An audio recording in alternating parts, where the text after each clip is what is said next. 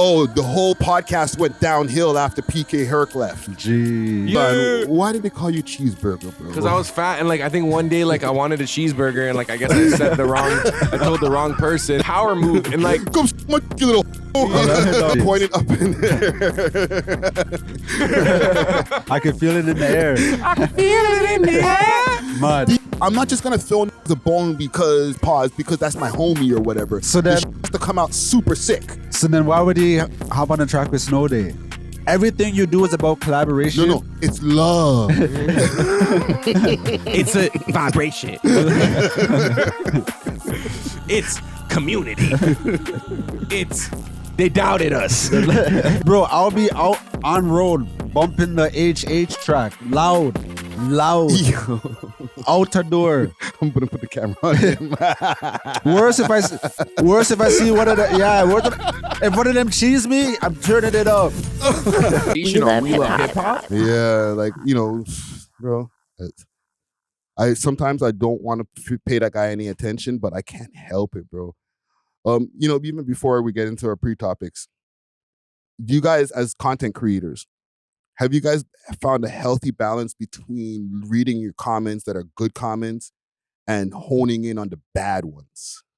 A good balance? I think no matter what, the positive comments, you almost become numb to them because you get mostly positive comments. And it's always the small percentage of the hater comments that you're like, what do they mean by that? Or like this, that. But for me, I just kind of like brush it off and ignore it now. I just try not to engage because sometimes someone will DM me trying to like argue or diss me. And I think back in the day, especially like early on in my quote unquote career, I'd like go back and forth with them. Mm-hmm. Now I'm like, all right, bro, if you think I'm a culture vulture, all right, you know what I'm saying? Hold on, we need to stop for a second.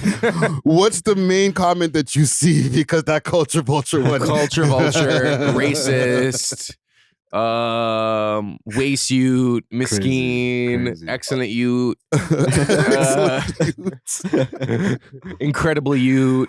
Man. Yeah, but it is what it is, bro. Like people are gonna and even Vlad was asked about this recently. He's like, every single like white person in hip hop is called a culture vulture. Yeah. So if my predecessors were called it, like I'm not above that. You know what I'm saying? If you're gonna call Eminem a culture vulture and he's sold that many records, like bro, I have like 9,000 subscribers, so it's like I'm obviously gonna get the same treatment or whatever. But yeah, I just try to ignore it and just keep it pushing because like at least they're noticing you to an extent, and at least you're bothering them to the point where they actually have to message you, especially when it's like a personal account, like not even a burner. I feel like it depends on the content you do. Because I make DJ videos and I live stream on TikTok, like literally 99% of the comments are like overwhelmingly positive. Yeah. And like I watch a lot of Gary Vee videos and he always says reply to every comment, da. So I check my comments crazy. Yeah. But like there was this one time where I made a Jada Kingdom video and then she reposted it. But because I used a lot of her feature songs, her fans were cooking me like, oh, this guy doesn't know none of her tracks. He's using all of her feature, blah, blah. Like they're going in on me. You know what I mean? So they're saying that you're only using like the hits. You didn't use the deep cuts. Type thing. You know what I mean? That's so lame. And like, but it didn't really affect me. You know what I mean? Because I'm like, okay, she reposted it. She rocked with it. So that's all that matters. But yeah, the hate comments, it's only certain things that get under your skin, but you can't really pay it no mind, you know? That's like barb behavior for your case right there. No, exactly. No offense to the barbs. The one that I get the most, and I think you guys already know, old head, fries in the bag. You know what I'm saying? Your podcast sucks. I do get specific ones too, right? And some of the ones in the comments, the haters, you'll know this one. Oh, the whole podcast went downhill after PK Herc left. Jeez. You still get those? Yes. Interesting. I got one of those like last week, bro. Is it a hate comment if it's true? And I'm not saying that's true. I'm just saying that like if the person writing this feels that this is the truth, is it hate or are they just giving their criticism or whatever? I think in the case of, with us specifically, it's hate. Okay. Because statistically, it's not true. We still have more numbers. We've done better exponentially over the years. You know what I'm saying? It's and with no disrespect to Herc, right? No, not at all, legend. But it's just like, they're just saying it because they're trying to recreate that feeling. Exactly. You know what I'm saying? So maybe they're not wrong for the way they feel. Because even with the Joe Budden podcast, I see those comments all the time. Ever since Rory and Maul left, blah, blah, blah, this, that. So, and the Joe Budden podcast is bigger than ever. You know what I mean? Yeah. And I will say that not every negative comment is a hate comment. I always feel like it's the way it's framed and whether it's like personally fueled with like some type of like rage or envy, or if it's just like matter of fact where it's like this, that. And like, certain people be making rage bait content and then be getting mad why people are mad. Yeah, no, that one's dumb. Most of them play into it. Like, yo, big up Toronto Tide. Those are my boys. They do the most rage bait content, wanting people to like hate comment. Like someone will be like, they'll be like interviewing City Boy J, just like, yo, what year you're born? He's like 2018. You know what I'm saying? Like you're not like 6 or 7. And you know how I know it's rage bait? Because they'll put on the thumbnail, not cringe, when it's totally cringe. And they'll have like someone in the background who's like a somewhat known content creator just like walking by, like Long Tendo just like walks by. And they know that it's gonna like get the rage bait. And I think, once again, like the hate comments are the ones that are gonna like boost your engagement. Far more people are likely to like praise you secretly, but people are down to bash you openly. You know what I'm saying? Yeah. I get it. And I think it depends on the content you do. You know what I mean? Because there are, like Mr. Beast videos, if you look at him, overwhelmingly positive comments. You know what I mean? Like all the little kids and shit. Well, are those moderated? Like those YouTube comment sections, are they like filtered or monitored to an extent where like if there is a really bad comment, it's removed right away? It depends on who it is, right? Like I think somebody like Mr. Beast, who's like obsessed with his YouTube channel or with YouTube period, would moderate his channel a little bit more.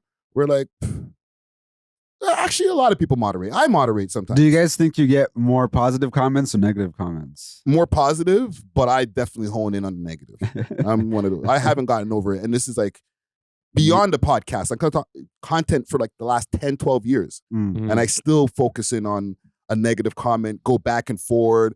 You know what I mean? Next thing you know, I'm writing a paragraph back to somebody who wrote a paragraph to me, and I'm like, I'm busy. You know what I'm saying? Yeah, I would say mostly positive for me. And I think the positive ones outweigh to an extent the hater ones, even though the hater ones like might carry some weight. Like if you have a really good positive comment, it like keeps you going. You're like, you know what? I'm not so bad. You know what I'm saying? I'm not doing so bad. Well, you know, speaking of negative comments and stuff like that, if I could direct you all to the screen here. Jeez. Here we go here. Is that supposed to be you? This is the worst one out of all of the ones. Okay, this is, and I'm not even going to give the guy any credit. He can see his own name on the screen here. This is what they've been doing to me on Twitter, bro. What does the caption say? I'm blind. Okay. Well, here's the next idea. Here's my next idea for a career. Change your name, my guy. OVO now has their own glizzy vendor. Oh, okay, I see what's going on. I'm blind, you know what I mean? So he was supposed to say own, but he put on. Okay, so there's a picture of you.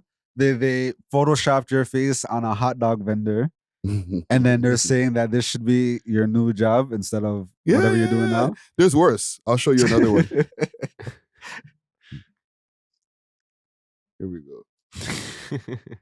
Jeez, Friday Ricky Dread. Fries Day Ricky Dread. They have him in the McDonald's suit. That's crazy. The McDonald's drip is crazy right now. Oh, and the east side. Okay, if McDonald's is saying they'll pay you $50 an hour, are you taking it? $50 an hour? Well, you have to be frontline center, taking all the orders and things. I don't know about that, bro. Just because for what I've been doing for all these years now, man, that might be a real hard pill to swallow. That could be a career ender, but what are the hours of operation? Like, what are your working hours? What if it's like overnight drive-through? No, $50 an hour is actually kind of crazy, though. No joke. It's no joke. Like, it's a hard offer to refuse, fam. That's $4 a day. I might put on the uniform, bro. Hold on, there's one more. Oh, no. Jeez, the custodian. This one actually looks real for some reason. Listen, fam, these guys have been working hard on Twitter, bro. These are K Botz who've been going at me, fam. Shout out my K Botz. Don't stop. And you know the problem is, me just showing this to you guys this is just gonna fuel it more. No, honestly. Right? Okay, what's the worst job you guys have ever worked? Worst job. I worked at an amusement park doing beaver tails one time. At the beaver tail stand. Right? A place called La Ronde for the people over there in Montreal. Right? Jeez. But I was working beaver tails, but I don't even know if that was the worst job, man. I've done a lot of jobs. Do you mean worse, like in terms of financial compensation No, or like experience? Experience. Ooh. I'm not gonna lie, man, because I've worked a lot of like restaurant jobs and like they're kind of easy to an extent. Like obviously it sucks me to have to like clean the bathroom and stuff. Like I've worked at Tim's, I've worked at Starbucks. I might say either Starbucks, but I did work high-rise construction at one point, and that was brutal. I'm not gonna lie. Like I enjoyed some aspects of the work, especially like the physical labor, like you're getting in shape for free. But like having to wake up early, cold, and I was like bottom of the hierarchy. So like mans are calling me cheeseburger. That was bigger this time. So that was my nickname. And you have to do all the bit work. I was doing all the bit work, like, and I'll never forget because like I like had to call off work to go to my university graduation at UFT. And they were having it. Nah, they allowed it, but the next day I'm coming back like, yo, cheeseburger, yo, clean this up, you know? And I was like, hold on. Why did they call you cheeseburger, bro? Because I was fat and like I think one day like I wanted a cheeseburger and like I guess I told the wrong person. And it was a bunch of like old school like Portuguese dudes. So like I don't know how to explain it, but they had that like European like homoerotic gene where like they would like be like, oh, you're gonna suck my dick right now, like, you know, like trying to like, you know, like violate, but they did. It's like almost like a power move and like come suck my dick, you little homo. Effing. Like, bro, you want me to suck your dick? Beer bleeps. Yeah, bro. And I'll never forget. thing. And it was more so like the treatment, and it was because like that wasn't my field of expertise. So I'm learning on the job. They're not training me. They just expect me to know how to do like everything. And these guys are like foremans, you know? Be a man, bro. Put your hip in it. What are you doing? Like, and you're like, bro, what do you want me to do right now? Like, it's my first day. I'm on like the 38th floor. There's like nothing. Put your hip in it. Hey, yo. This isn't my worst job, but this is like my most interesting / most fire job. But I was I found this on Monster.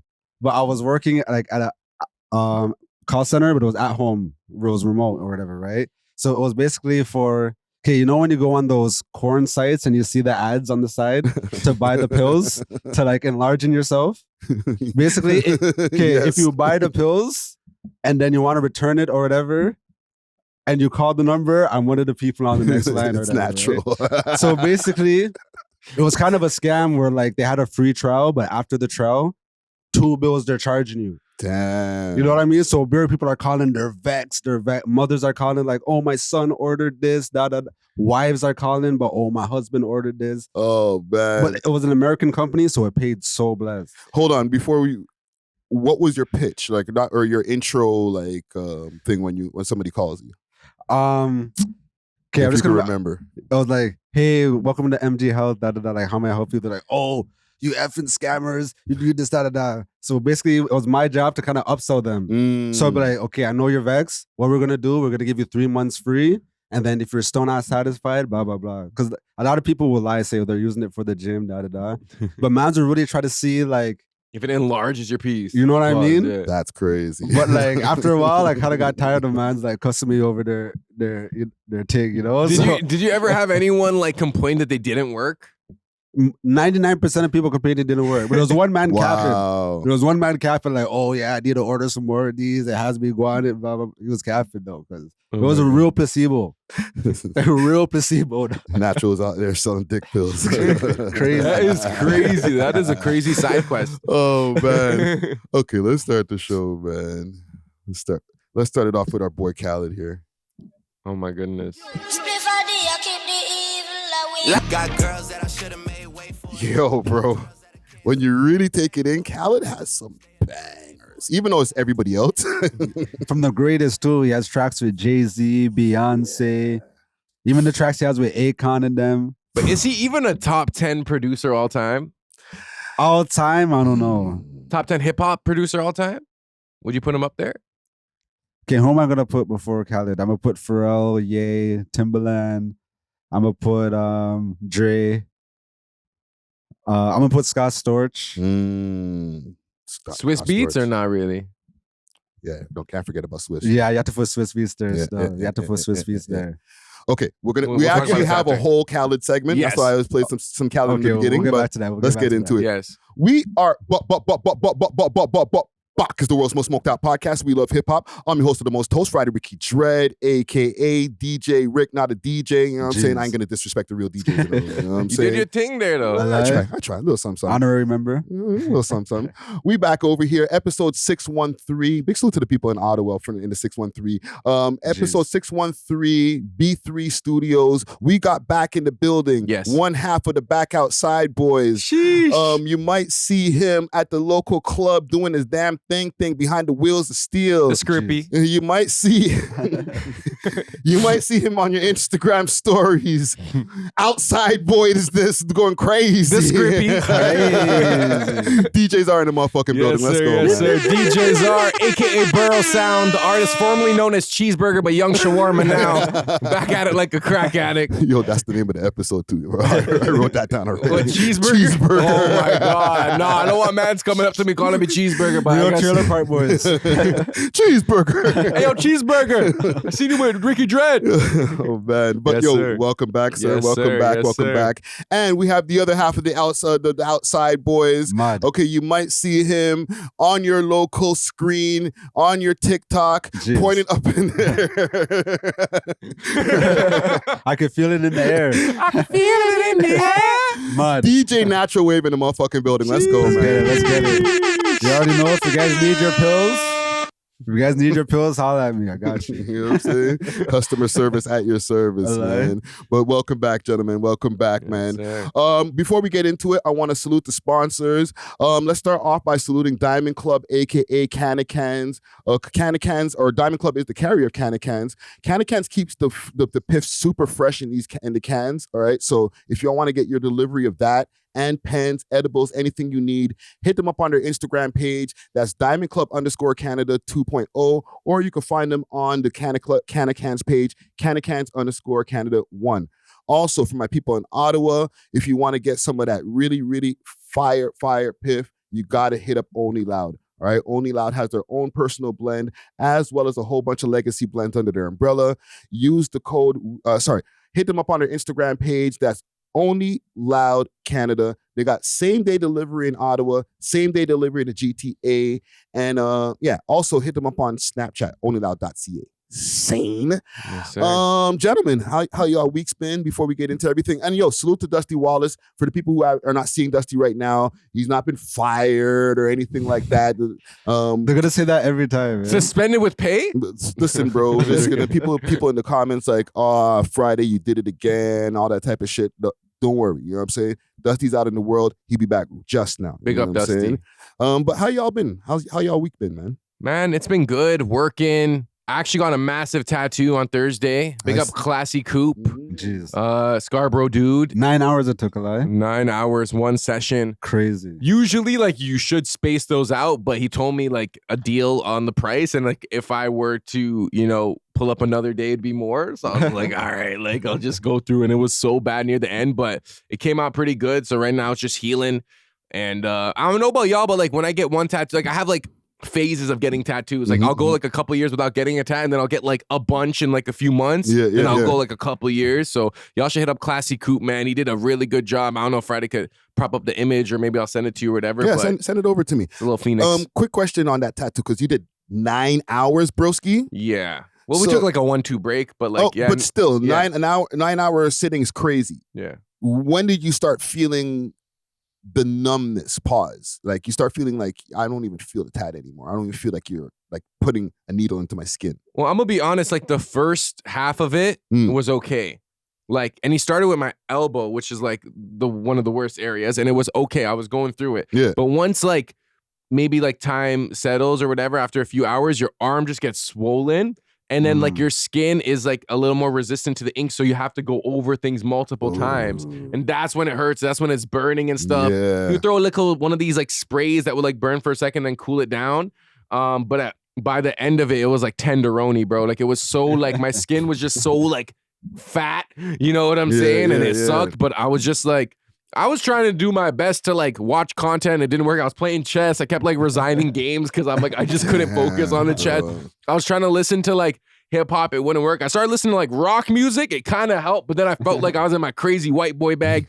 I sent Natural a picture. He's like, you look like you're joining a gang. You know? That's crazy. There's just like this tatted white boy with his head tats like tatting me, and I had a bandana on that day. I'm seeing pure bandanas, pure tattoos. Yeah, I don't know why. Pure skinheads. I'm like, wow, what is that right now? Yeah, This guy went to a meeting, bro. Canada first. No, I'm joking. But I don't know why I decided to wear a bandana that day. It was like the sweat, and I was just like, I didn't want to wear a hat. Hold on, wait a minute. I wore a bandana. No, but you were actually at the Canada, one of the Canada First things. Was that a tattoo in preparation? It was not. I did not show my tattoo.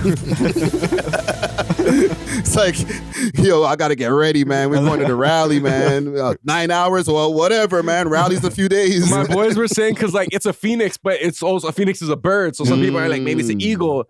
And I was like, yeah, it's for Charlie Kirk. I was joking, you know, but It's a dog whistle right there. nah. But the Canada First thing this week, I have a vlog dropping soon. Yeah, we got a whole segment We'll talk on about that. too. Never mind. But yes, tattoo, working, grinding. How was your week? Yeah, what's going on with you, Nat? My week was blessed. Did some content, worked and stuff. Linked up with Father Phyllis actually. Big up all my dance hall and soca heads. Y'all know who that is. He's from Barbados. Shout out on my Bajans. Yes, sir. You know what I mean? So we just ran up the club a little bit. Went to Calypso Hut.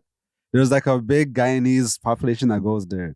So shout out all the Guyanese ladies that showed us a good time. You know what I mean? It was actually good vibes. Hold on, back to the Bajans, because you know you gotta represent for the Bajans. You know, Yeah. The Bajans. and I'm actually wearing some Bajan blue today. So Oh, mud. you know what I'm saying? Just by chance. What kind of food were they having over there for the Bajans? They're having some, was it bacon shark?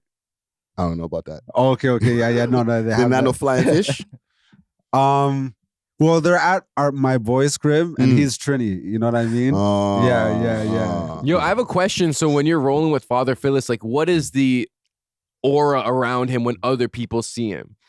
It's actually funny because like it's like instant attraction, especially Geldem. You know what I mean? Because he makes music for ladies. You know, so like it's like you kind of feel like an orb of like, I don't want to say coolness or whatever, but like yeah, it's just like an orb of aura or whatever, right? And then yeah, it's just vibes, you know what I mean? It was nothing too crazy though, but like, it was just good vibes. So that and that orb, when you're within it, are you also reaping the attention benefits or the energy? Residual pum. I would say yes, but it's because our ascension kind of happened at the same time. Because obviously he's bigger than me, pause. You know? But like Obviously. my mixes kind of helped. Like my mixes went viral with his tracks in it. You know what I mean? So ever since the first time I came to Toronto, we linked up, and it was always like when you see Father Phyllis in Toronto, you would see Natural type thing. And you guys have a song out too. Yeah, we do have a song together called Telfi. You know, so ladies stream that. Literally my most streamed song. The only song that I have that actually has like thousands and thousands of streams. Every other song I dropped, you know what I mean? Tens and tens. Hey, listen, not bad for a DJ that nobody knows, man. No, I lie. Oh my goodness. We're not gonna go back down. You guys that never word. been to a wave party? We're not gonna go back down that word more. But yeah, that was my week. It was pretty nice, you know. So next week I have to top it somehow. Top it. Hey, yo. Pause. Well, listen, man. I'm glad y'all had productive weeks, man. What was your week saying? Same shit, man.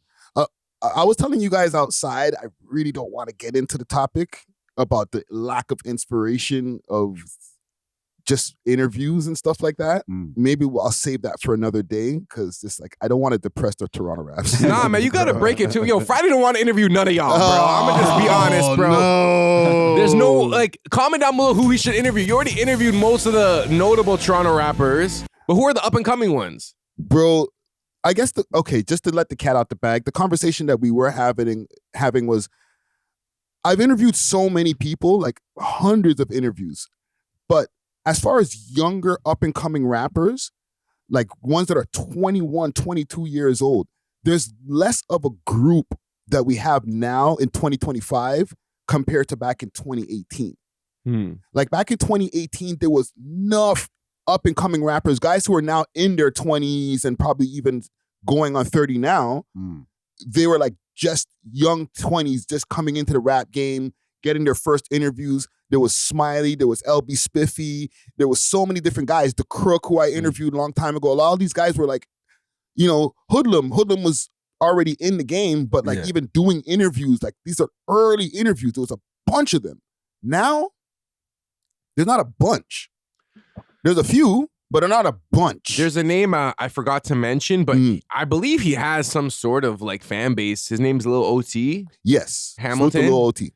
I think that could be a good interview. Yeah, You've already interviewed Hood Baby Rara, who like feel better soon, because I heard he got into a accident on his bike and I think he broke his hip and his arm. Damn, that's crazy. Yeah, so speedy recovery. For real. K Slime from Pickering. I feel like that dude has a little a fan base as well. Jew Sav. Who else? Sav 4 times. Who Price the Boss interviewed him recently. Yeah. On the street interview type shit. I heard you had the Arthur fist going when you seen that. That should have been me. Nah. Salute to Price the Boss, man. But yeah, man. And besides that, I finished the whole documentary on the rise and fall of the Toronto drill scene. And maybe that's partially why, I don't know, that I felt kind of down after, because after I finished it, I was like, damn, we dropped the ball, bro. So it's gonna be a long one too. It's probably gonna be like almost an hour long when I finish doing all of the narration and stuff like that.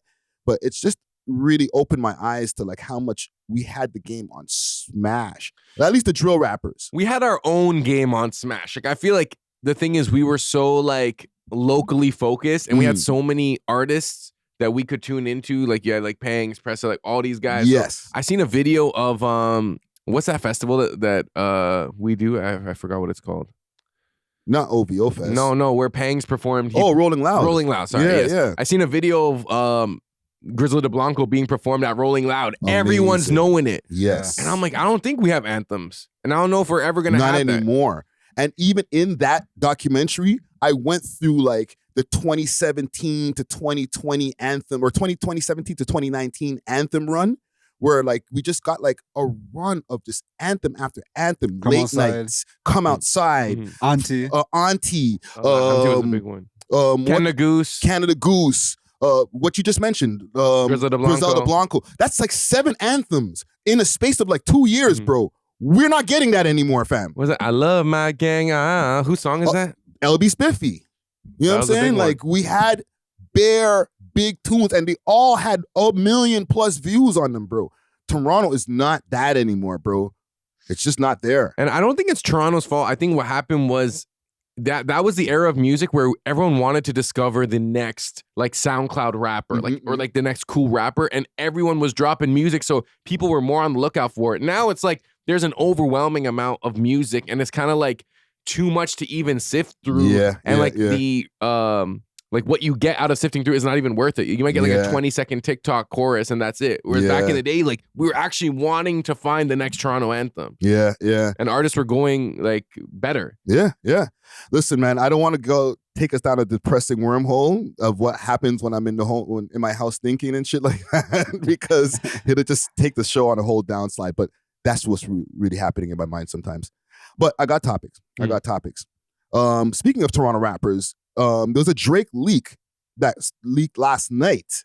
Discover Cans, where quality meets innovation. With over 24 premium strains, each carefully sealed in our signature cans for maximum freshness. We're redefining the cannabis experience. Trusted Canada-wide for consistency and reliability. We deliver the product you deserve. Elevate your expectations and explore the difference with Cans. You can find Cans on Instagram at @Cans_Canada, or you can find them on the Diamond Club page, Diamond Club_Ontario. Make sure to use the code WeLoveHipHop on the way out and get yourself a little discount. Salute to the sponsors. Cheers. With Pressa, right? With Pressa. Featuring those kids' commentary, which was so annoying. So annoying. Kobe! R.I.P. Kobe! I'll play a little bit of... I don't want to play too much. That was a bar though, eh? Yeah, he was going crazy. Kawhi, we think you would get us during Kawhi? And he's dissing DeRozan? Spur of the moment? Yo, there's another version of this that sounds actually a little bit better, where you see the kids in the car jumping around, like listening to the shit. But it's only the Drake parts. Right? This is the part that has like Pressa's verse in it. That sounds a little bit more muffled, but let me play a little bit of Pressa's verse here. Yo, he's in the pocket, bro. That's the best I've heard Pressa sound in a long time. Even though like I could barely hear the shit. No, I agree. Yo, drop that. Drop the full song. I wonder if it's like a political thing, why he doesn't want to drop it in terms of the relationship with Top 5 or I was about to bring that up. Okay, I feel let's discuss the track first and then we can discuss the polys behind it. What do you think of the track? Normally, okay, there's a few Pressa songs I like. You know what I mean? Like Attachments I like. There was even this track from back in the day where it's like, no, I'm gonna take her to New York, blah, blah, blah. Because like, I like Popcorn's voice, how it's kind of high. I like his voice. It sounds sick on the track, you know what I mean? So even here, like you said, he's in the pocket. The flow's crazy. Yep. The beat is knocking. I feel like him and Drake both have bars. So yeah, I am anticipating this coming out. You know what I mean? Yeah, but it got leaked. So it might not come out now. What is the best way to respond to a leak? Do you just embrace it and then release it on your own terms, or do you have to like ignore it and like repackage it? Well, the way that it sounds right now, maybe there's an opportunity to repackage the shit, but because it's not a full leak, you know what I mean? Like you can barely hear it, So I feel like even if it still does officially release, it'll still hit like brand new almost. Exactly. Yeah, I agree. I got some behind the scenes information from a couple of people. One, I'm not going to name the source of one of these sources, right? They said that the song, Pressa and them released it. This person who hit me up last night. And they've been sitting on it for like a year, and they're the ones who leaked it.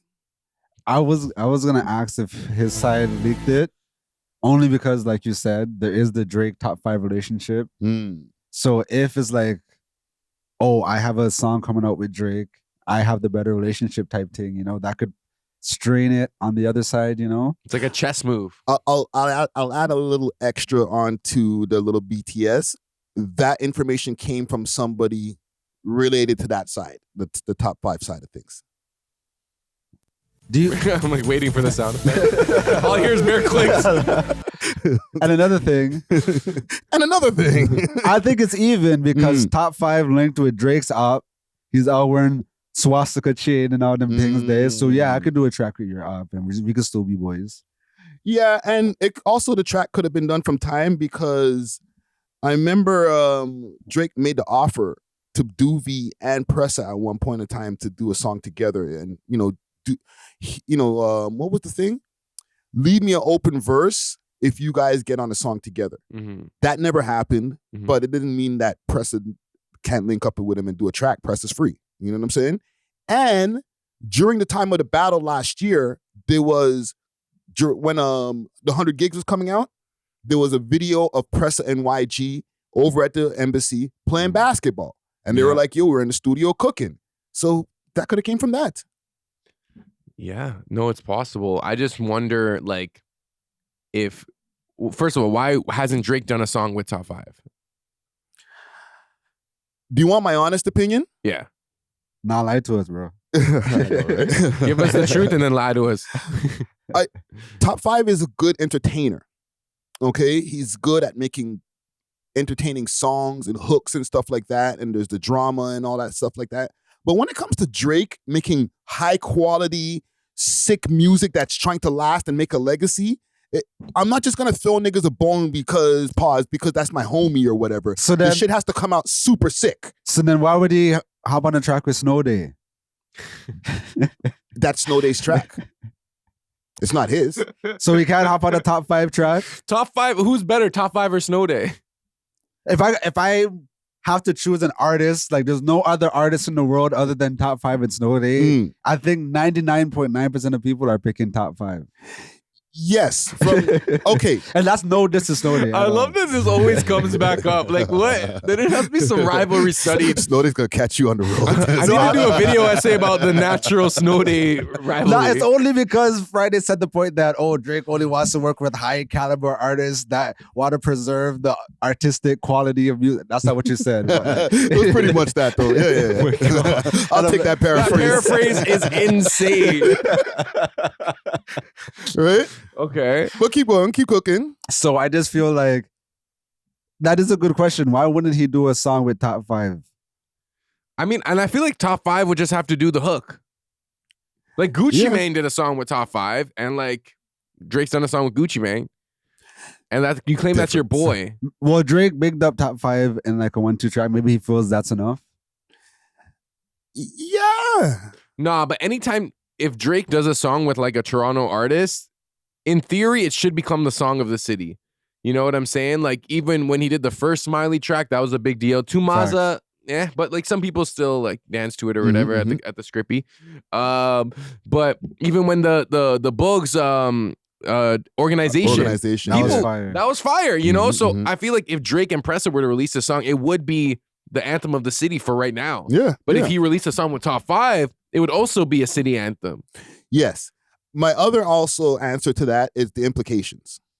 Okay. Even though Pressa and Five and those guys all have issues with each other, the kind of polys that follow Pressa don't follow Top 5 as far as like with the American audience and stuff like that. You have to be a little bit more into the lore to know all of the stuff about Pressa and his crew and all that. But like Top 5, like from the eyes of the American audience, some of them kind of look at him like a lolcow. There's different things that are happening here. It makes it harder for Drake to say, okay, let's link up and do a song. It's not going to look good on his image. And Top 5 is very unpredictable. Imagine if Drake had done a song with him already, and then he's out there posing with Kanye, with Idiot Chain and all these next things. Like, that would look crazy on Drake, even more crazy than it already did. Yeah. So would you say Pressa is like a little more respected by the American audience than Top 5? Even though he might not be as notorious, do you think he's more like respected? He has bare features with bare American artists, even though Top 5 does too.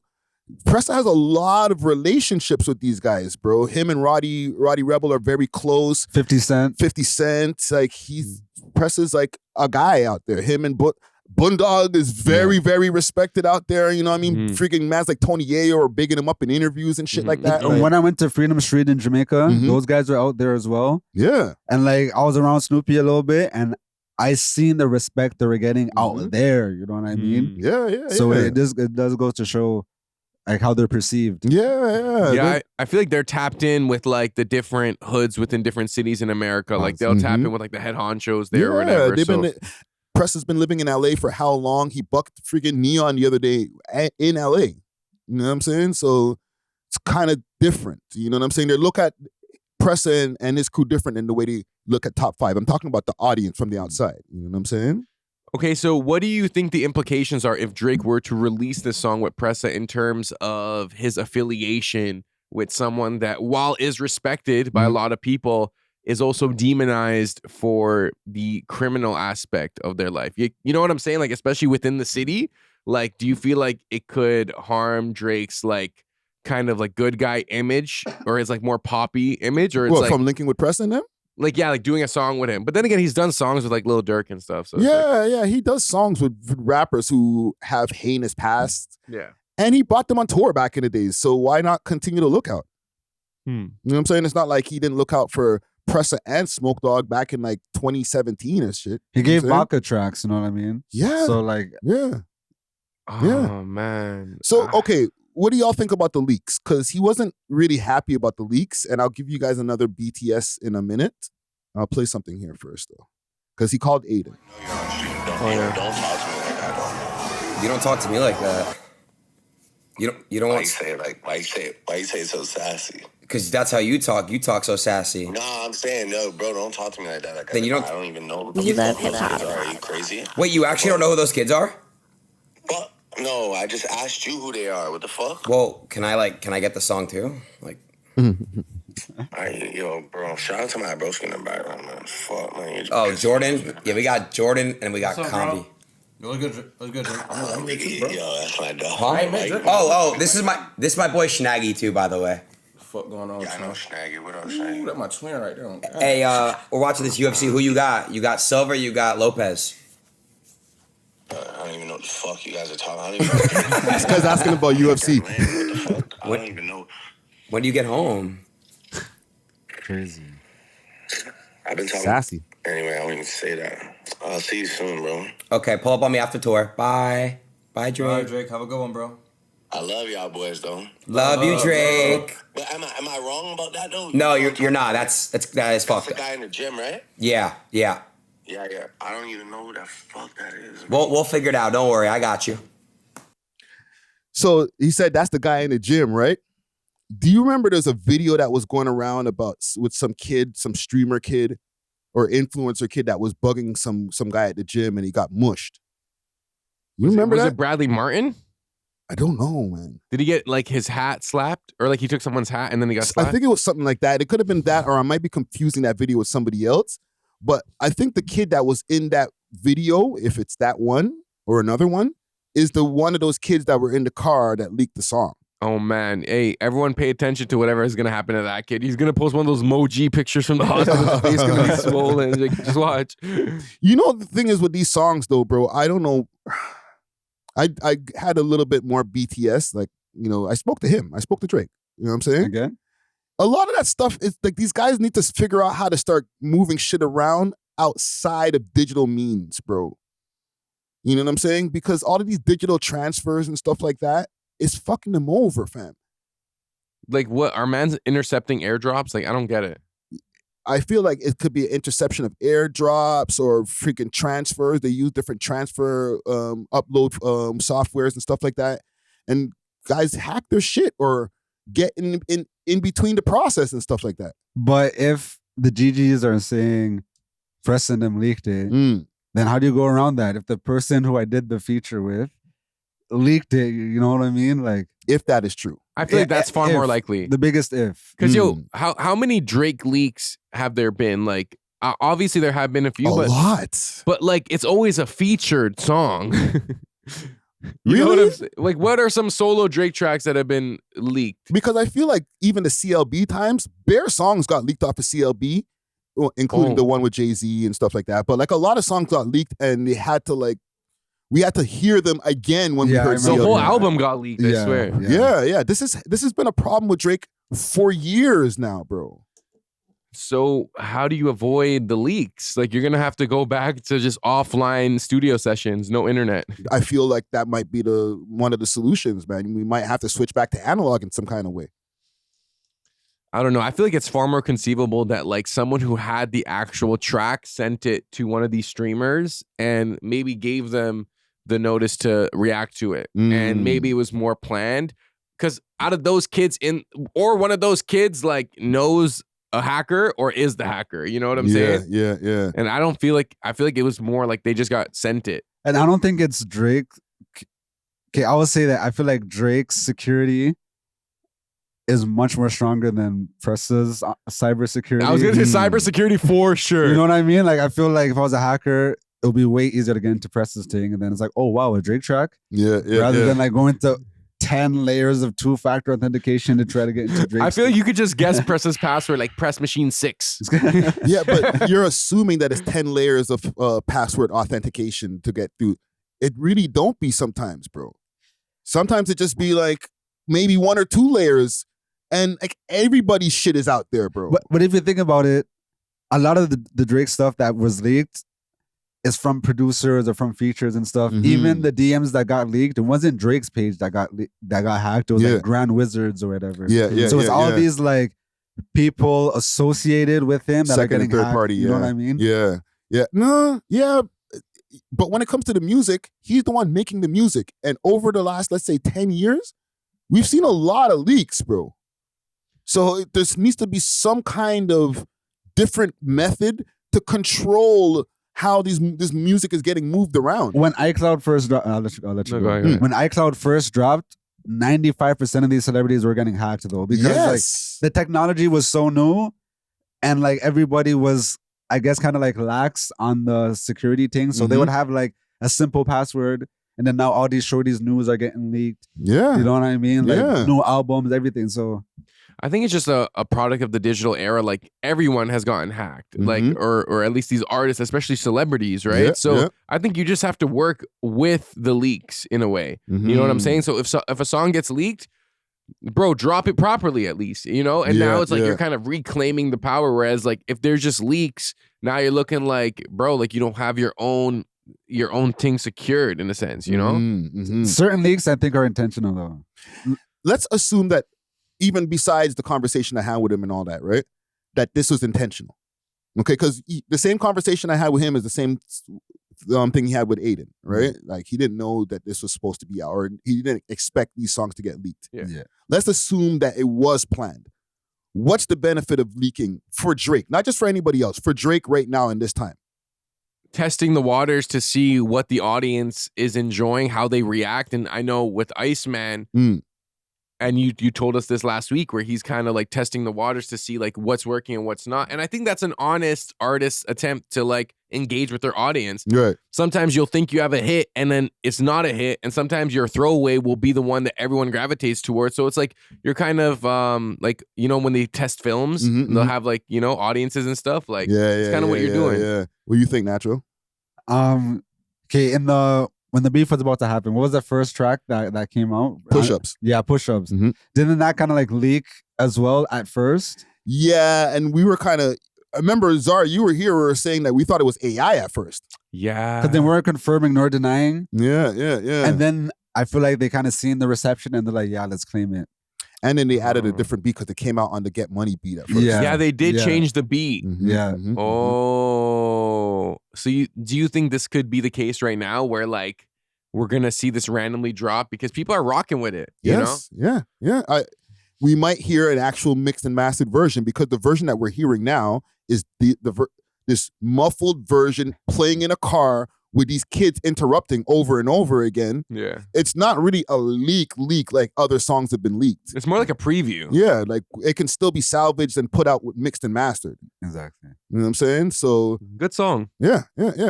And W for Pressa, man. Pressa has a song with Drake. Like he needed one. Yeah, that would be crazy for him still. That'd be fire. Yeah. No, salute to Pressa and salute to Drake. I was playing some DJ Khaled in the beginning of the episode, right? And I was playing it for a reason. Because DJ Khaled finally spoke on the battle. Okay? He linked up with Fat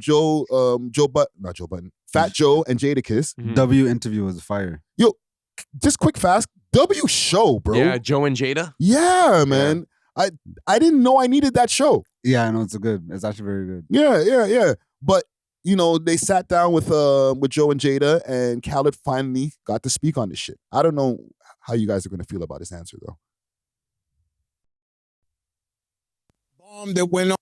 But did you try that with this nuclear bomb that went on with like, because I know the Sixth God was always your brother. He supported you. I love Drake. Ross is your day one. I love Ross. Future's your brother. I love What did that feel like when the whole world's fighting each other? And what it feel like is that I didn't get in that energy.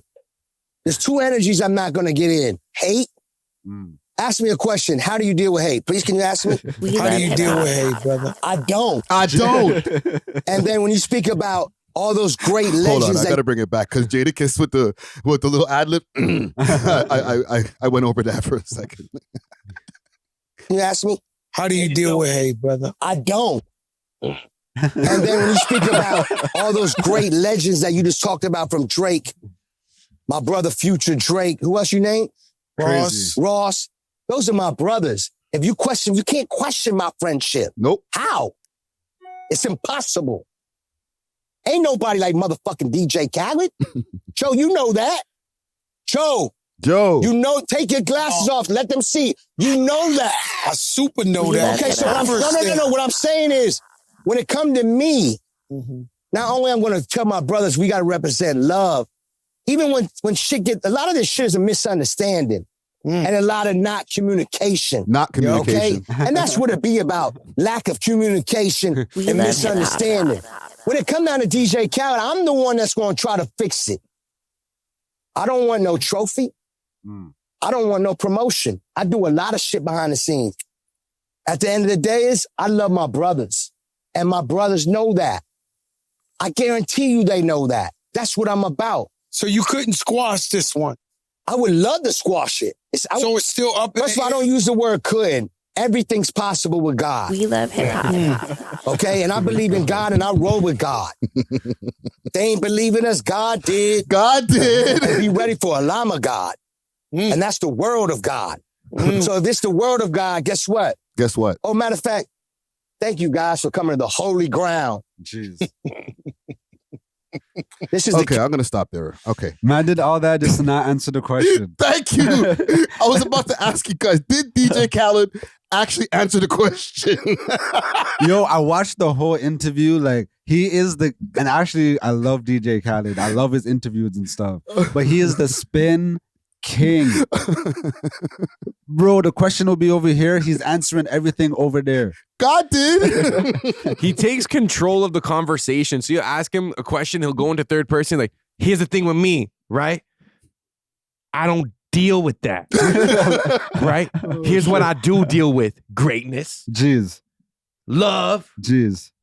Vibes. You know, and he takes command of the actual conversation, so it's hard for him to really give you a real take, but it's almost like, I don't want to say like an NPC, but like, you know, when you go to a character in a video game and like when you go to them enough times, you hear them like loop what they say, like they'll have like pre-planned responses. Yeah. Like you'll hear all of them and then it'll go back to like, God did, we the best, DJ Khaled, this I'll let him God out did. now. Yeah.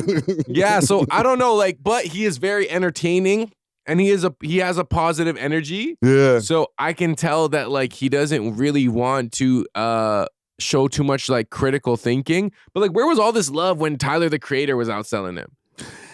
Yeah. Like, that's what I feel like. That's when we saw the real DJ Khaled. I was about to say, like, DJ Khaled is an amazing character. He's very entertaining, but I don't think he keeps it 100% real. And no, I guess nobody keeps it 100% real, but I don't think he keeps it real in any aspect. You know what I mean? Like, at all. He's I think it's probably just an asshole behind the scenes. because, like, no, bro. Like, what are your true feelings behind this? Like, everything you do is about collaboration. No, it's love. It's a vibration. It's community. It's they doubted us. Like, it's just there's so many punchlines that he has, and like you said, he's a character, but I feel like the only people that really know how he feels is his wife and Assad. Yeah. They get to hear him say, yo, fuck this person, bro. Yo, that guy's an asshole. I don't like him. I don't even want to answer this person's phone call. Oh, bro. You know what I mean? Oh, what is that? Ace Hood's calling me again? Oh, bro, are you brokey? Like, he's probably a dick. Yeah, but when Ace is on the phone, he's like, Ace, I was just talking about you. Exactly. You're the greatest. You know what I'm saying? Whatever you need, I got it. God did. No, he's like those jewelers that gas you up as, like, you know, to try to get you to buy the biggest chains and things. And then call you a nigga when you That's leave the all store.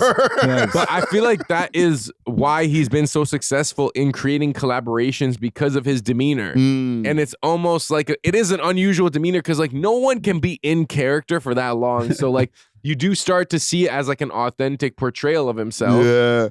But when it comes to like real issues or real pressing topics, like you're not going to hear him pick a side, because I think he wants to remain as neutral and like viable from a business perspective as possible. So he doesn't want to burn any bridges or show that he's picking sides. I was about to say, if you're portraying a character, then is it worth it to break the character to give your real stance on things? I don't think it is for him, because like his entire economy and like his wealth and everything is predicated on his standing from like that business or relationship perspective. Yeah. And like even with the Palestinian issue for him as a Palestinian, right? Like why do you think he hasn't really like addressed it too crazy? Too crazy at all. At all. And that's his people, his country. And hold on, Natural, you watched the whole interview. Or did you watch the whole interview? No, I just seen clips. It was you watched the whole interview. So did they ask him about Palestine at any time in that interview? Nope. And see what I'm saying? The man was yapping, so he was the only man that could out-talk Joe. And then in the comments, everyone's saying like, if you want Khaled to be quiet, you have to ask him about Palestine. Exactly. What's your thoughts on Palestine? He'll be like, can we cut? No, ask me. I'll be DJ Khaled. Ask me about Palestine. Go. DJ Khaled, man. So listen, man, a lot of stuff be going on in the scene, but a lot of big people been asking, bro, you Palestinian, bro. What's your thoughts on that, though, man? Here's the thing. We're all human. Jeez. So there's two things, right? There's life, and then there's death. Jeez. I'm always pick life. And everyone should pick life. Jeez. There's bad and there's good. I'ma always pick good. I'm gonna go with good 10 out of 10 times Friday. As a matter of fact, I'm gonna go with 20 out of 10 times if I could. And that's why on my last album I said, I'm good, I'm great. Jeez. We all great. I'm just lost. I don't even know what my question was anymore. I love my peoples. I have Jewish friends. I have Palestinian family. I love everybody. Friday. Hold on. That's a great answer. He never even gave that, bro. Can we at least get that? I would love to get the even in character.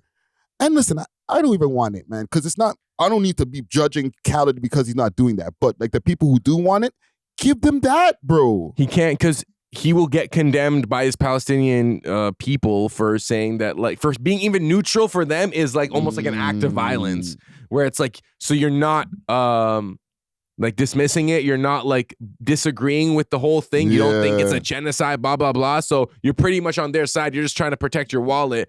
That's even worse. So I think he probably goes into interviews like, don't ask me about that. I'm sure he does. Definitely. Yeah, that's like right there at the top of the list. Do not ask about Palestine.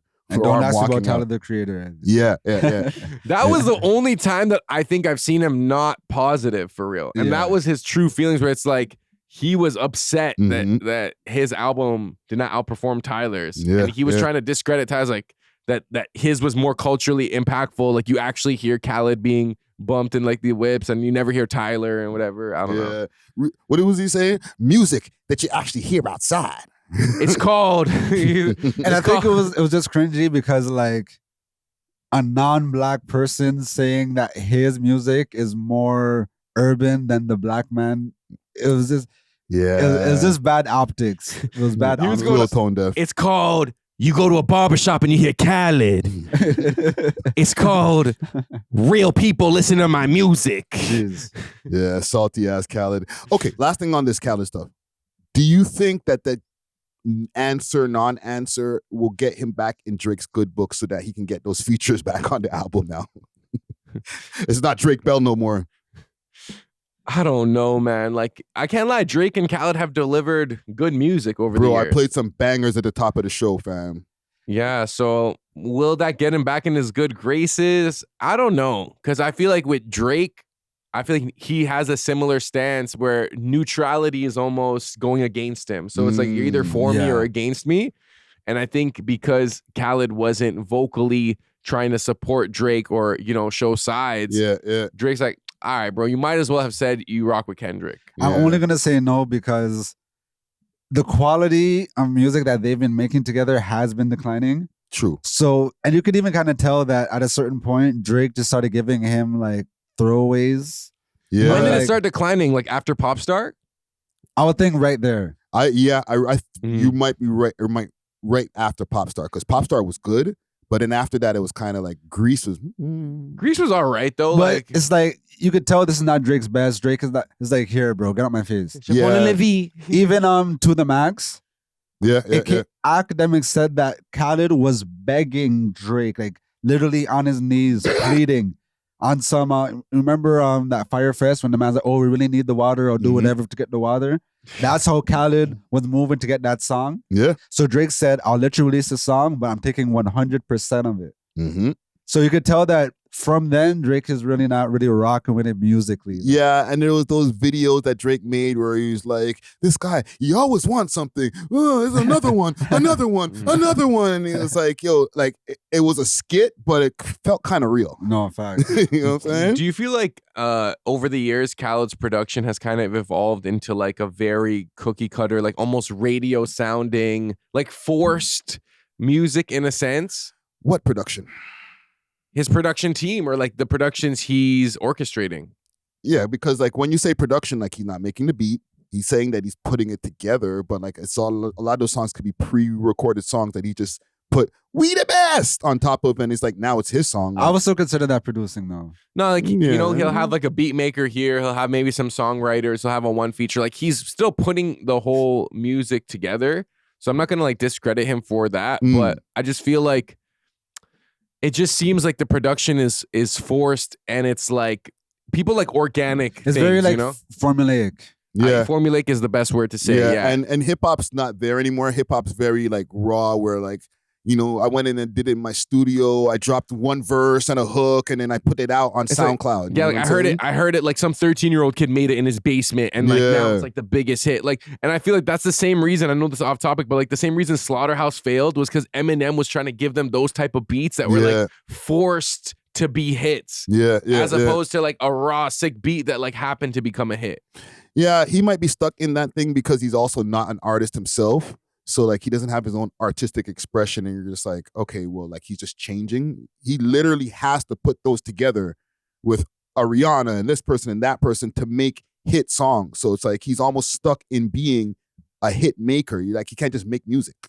Yeah, but I also think because of his age, like he has to keep up with the time. So he probably does have young producers who are like up to date with like the new drum patterns or the new samples or how producers are cooking up now. Yeah. He's trying to incorporate them, but it just always to me seems so forced, which is why like in a general DJ set, I don't spin too much DJ Khaled. Of course, he has like some tracks you gotta spin. Every chance I get was hard.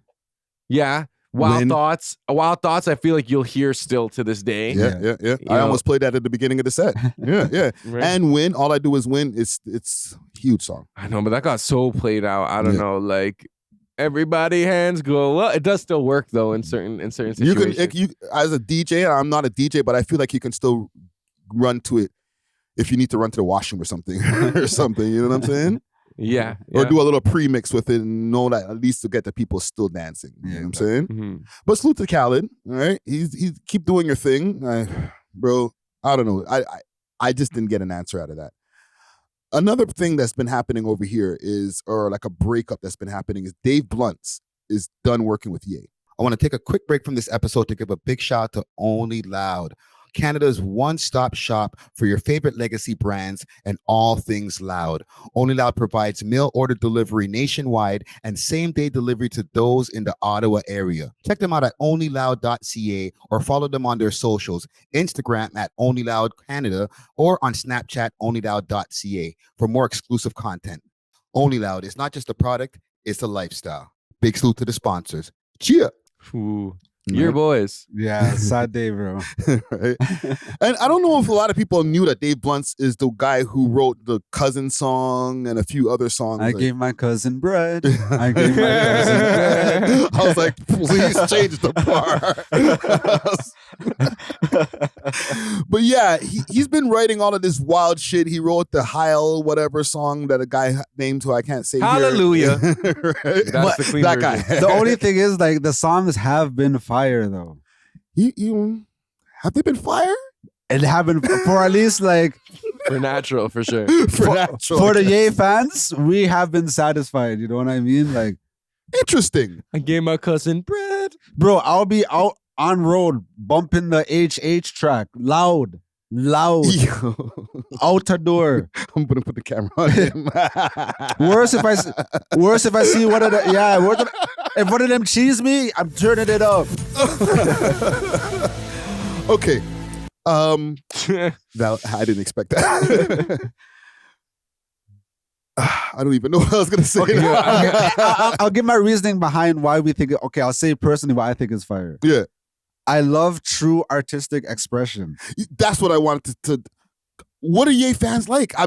We found one, but because I'm like, he went off the deep end so crazy with the music. Who's listening to it? We found somebody. Yo, because we understand his story in the sense of like, oh yes, that people, they did this to you, that to you, this to you, that to you. They froze your whole bank account. Like, yo, imagine you have your family and your livelihood, and then they say every bank account, every dollar you have, we're taking that away. Yeah. You know what I mean? Like, just imagine, and then they put you in these certain contracts and stuff. Yeah.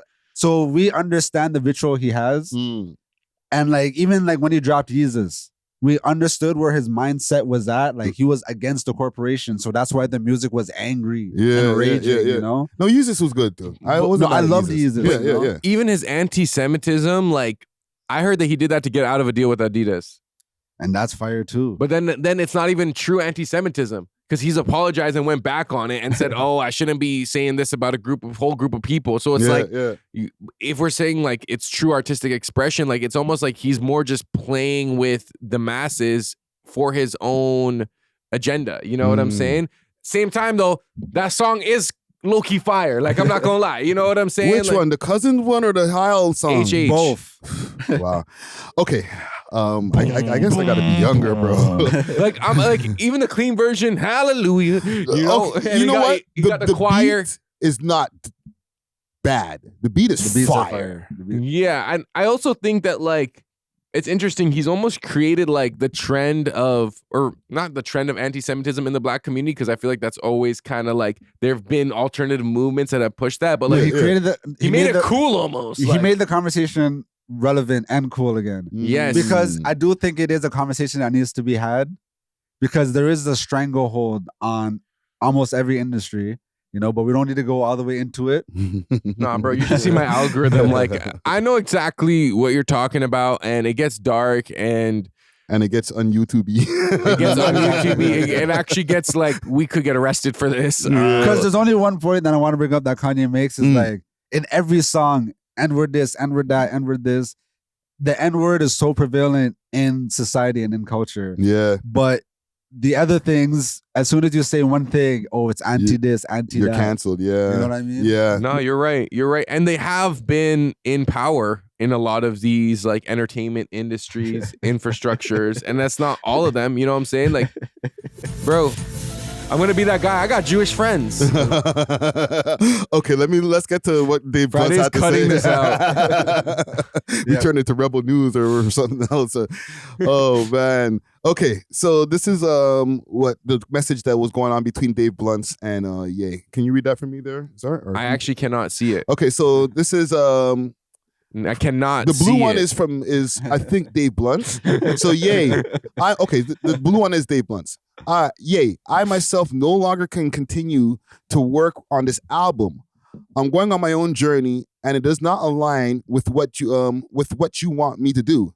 I appreciate the opportunity, but respectfully, I'm out. He says, okay, thank you. What are the parts that didn't align?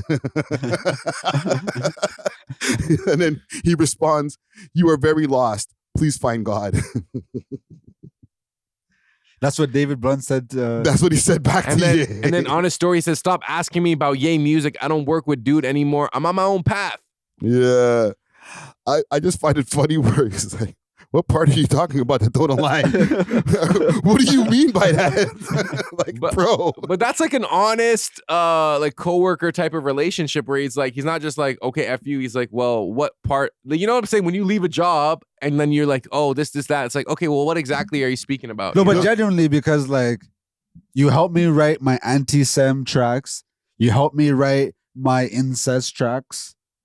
That was the part. You know, but I'm saying, like, why would you not align with it now? Like, you were clearly aligned with it before. And, I guess, yeah. And David Bluntz did peer interviews with acts saying like, oh yeah, I don't mind this, but I'm cool with it. Like, Yeah. I want to get his artistic expression out. So like, I really wonder if something else happened. Bro, I don't know what he wanted to write next. Write a song about me giving my cousin head. Crazy. Write a song about one of the most divisive people in history. Crazy. What's next, bro? How are we gonna up that, fam? Like, I don't know, bro. And it's kind of messed up. Like, imagine we hit a couple licks and we do some crazy crimes, Yeah. and then on the third time around, I'm like, it doesn't align with what I'm doing. It's like, bro, we just friggin' robbed a bank. We just robbed somebody, and now you're talking about you don't want to do this anymore. Like, it's kind of weird. It could be, and I'm gonna give Dave the benefit of the doubt. It could be like what you just said. We robbed the bank. We robbed the lady. Then we robbed the bank. Now you want me to go on a killing spree? I'm out. No, facts. But it's like, yo, like, you knew what it was when you started rocking with me, homie. You know what I'm saying? Like, you should have told me that at the beginning. I wouldn't even put you on the program. You know what I'm I wouldn't saying? have made you write a song about me giving my cousin head. I wouldn't have changed your life. As a That Ye too. fan, I was waiting for this to happen. As soon as they locked in together, I'm like, yeah, it's only a matter of time. The timer was on. But you know, that's what the eras of Kanye are. It's like Yeah. whoever he's around at the moment. You know what I mean? Yeah. Yo, yeah. does Kanye have a falling out with like the majority of artists that he works closely with? Salute to Sean Leon. Big Sean. But I Big wouldn't- Sean too. Yeah, yeah. Okay, some of them are falling outs, but a lot of them I would say are just like, okay, sometimes if you just express yourself to somebody Or like if you express something that you don't like, blah, blah, blah, and then all of a sudden, oh, we can never talk again. It's F you, blah, blah, blah. You know, and then, okay, I guess we fell out. Yeah. I think Kanye goes through different phases in music, and the people that he has around at the time are what he needs for the time. Yeah. He doesn't have like a personal, deep relationship with them, even though one gets developed at the time. Exactly. Once he's done with that era of his music, he's like, okay, I moved on to these other creators and I'm close with them. Yeah. You know what I mean? But if that person who he was close with before catches feelings, it's like, well, it's on you, bro. Like, that's not the style of music that he's into anymore. So you're saying like these relationships that seem like genuine friendships are more so just utilizing someone, and then when their time's done, it's like kicking to the curb. That's the music industry. I want to say kick them to the curb though, but it's like, okay, we're going our separate ways. Like, okay, just because we're done working together, that doesn't mean you have to be broke and destitute. Like, just keep working, bro. Yeah. But I feel like it reveals potential narcissism where like you don't even maintain a cordial relation. Like, it's actually like F you type ish. You know what I'm saying? Like, as opposed to just indifference where it's like, yo, we used to work together. Now we don't, but we're still cool. Yeah. You know what I'm saying? Yeah.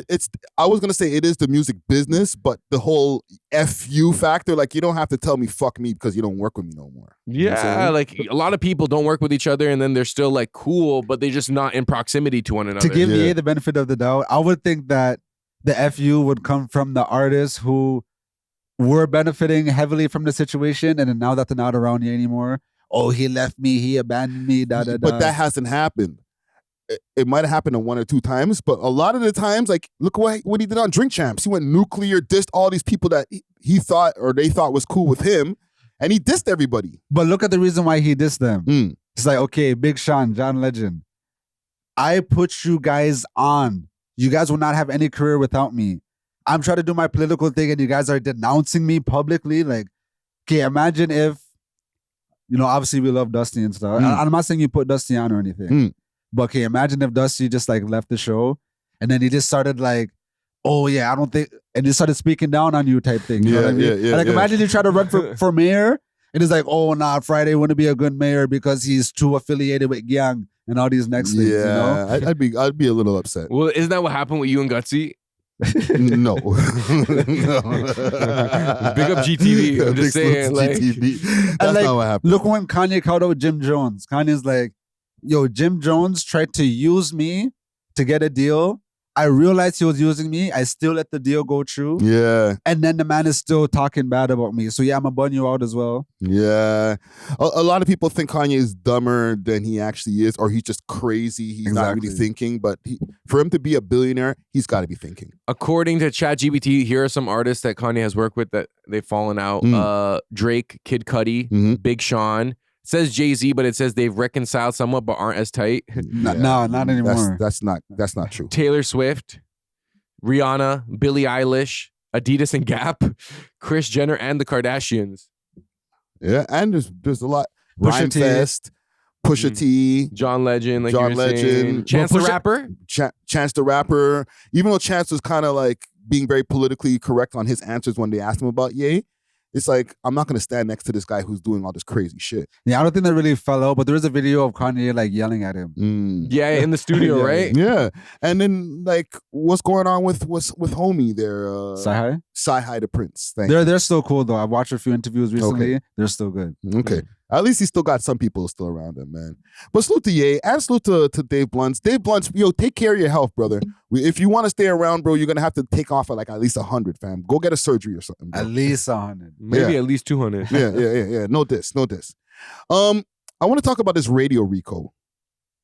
Have you been hearing about this Radio RICO? It's kind of been floating around. Big salute to Rory from the new Rory and Maul podcast. He brought it up a few weeks ago, and then a few other like hosts or TV pundits or whatever, media people brought it up. But then he brought it up again because there might be, or there is going to be, a RICO that's coming down on the music industry. On all of the radio stations like iHeartRadio, or maybe not iHeart, but like a bunch of different these conglomerates. And they're saying that they're sifting money from these guys, like performances and stuff like that. You know what? Rory can explain it a little bit better. Crazy. But it's been happening. Because it's one thing for payola, but to turn it into a RICO, I've been telling y'all that a RICO case was coming with radio. Right. We just skipped over that. No, I mean you That didn't caught really all the want to legs speak in the on world it. now. You didn't really you alluded to it. You kind of flirted with it, but we didn't really go into it. I wanted to wait for the full report to actually come out. Okay. And it's gonna be a long day for some of you guys. How long of a day? I got a glance at some of that paperwork. There's some crazy fucking names in there. It is. Like I know a lot of y'all government names now. I felt like Whack 100. Like I was having a paperwork party. I was like, they was in on it too? And wait, that's his real name? We love hip hop. But what does this mean though? Like for music? I mean, I think it's not just with the radio companies. Obviously, iHeart, which we're on, being one of the biggest conglomerates of all time. I can speak for myself. I've definitely taken payola. So, I mean, we may end up being in this case as well. No. All our opinions up here are bought. They pay us for them, which all is the direct. stuff here is him being sarcastic. So we can get a tax break. So we will probably be on that stand as well. Cuffed to DJ. He definitely has taken payola before, though. No, get into your bag. You see what I did? Bleep right there. He was cuffed. He said cuffed to DJ. A lot of people are saying that they're thinking he said DJ Envy. I was gonna say probably a Breakfast Club or like that whole station. Power 10. Is that Power? Power 106. Yeah. Say never mind now. You there? Don't walk it back. Just bleep the name. Go. I'm joking. I'm not here to indict anyone. But yes, the RICO, from my understanding, is labels not only just doing payola, which for those people that don't know, payola is when companies or people will pay DJs or radio executives, or shit, they can pay the janitor at the radio station, give them money so that someone can play a record. Now, payola's been around since the inception of radio. That's why it's illegal, because they had to monitor it. We've known that's been going on. The bigger part of this Radio RICO shit is the money laundering portion of it, which is an extreme version of what payola would be. Funneling a bunch of money into radio so a record can continue to play, yes, payola. But then when the radio station is setting the price higher than anyone else to funnel it back to the label, now you are by definition laundering money. Right. You're putting money out, it's getting clean, no taxes there, and then it's coming back to you as a profit. Yeah. That is money laundering. How does it go This back isn't to the just label? little like, yo, a DJ. Some guy from East New York was hanging outside the Hot 97 office with a brown paper bag and was like, yo, my man's rap. Here's $20K. No, this is not that. It's not Hove, Dame, and your brother giving Flex champagne baskets or everyone at the radio station. Right.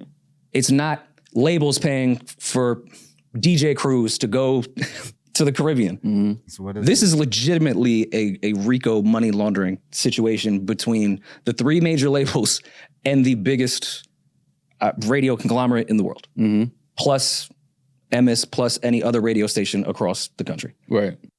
So what he means by the filtering, these record companies are giving the radio stations payola, which is illegal, to boost the spins on the stuff so that they can boost their sales, which is basically coming back to them.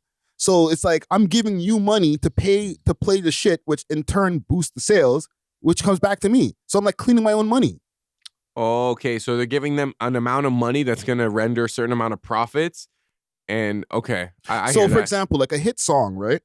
A lot of people like in the scenes, behind the scenes, know that a hit song costs around $250,000, right? That means you're gonna have to pay a bunch of different people to, get the songs in play. You might have to pay for some advertising at a few different radio stations. You might pay a few people to call in every few hours to request the song. Whatever it takes to allocate this $250,000, you're supposed to be able to get a hit song out of that. Now, if you're the record company now spending this $250,000, you're going to want to make back at least $1 million on the song. So if you're allocating the money to radio stations so that you can make it back on the back end, what do you call that?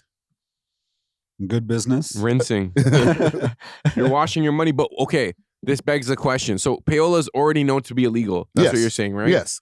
So and then they're legitimizing it through the spins, through the profit that the music is garnering, right? Right.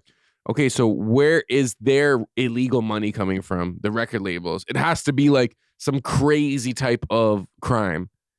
Because if you're like a record label and you're trying to wash money, like you're a record label, right? So it's like you're supposed to be a legit business anyways. So is it people like doing trafficking? Is it people like, is it drugs? You're like, not technically washing money. You're just basically boosting your own bank account by nefarious means. Like, it's not organic. And a lot of times they have, okay, like let's say you're allocated a certain budget for the year.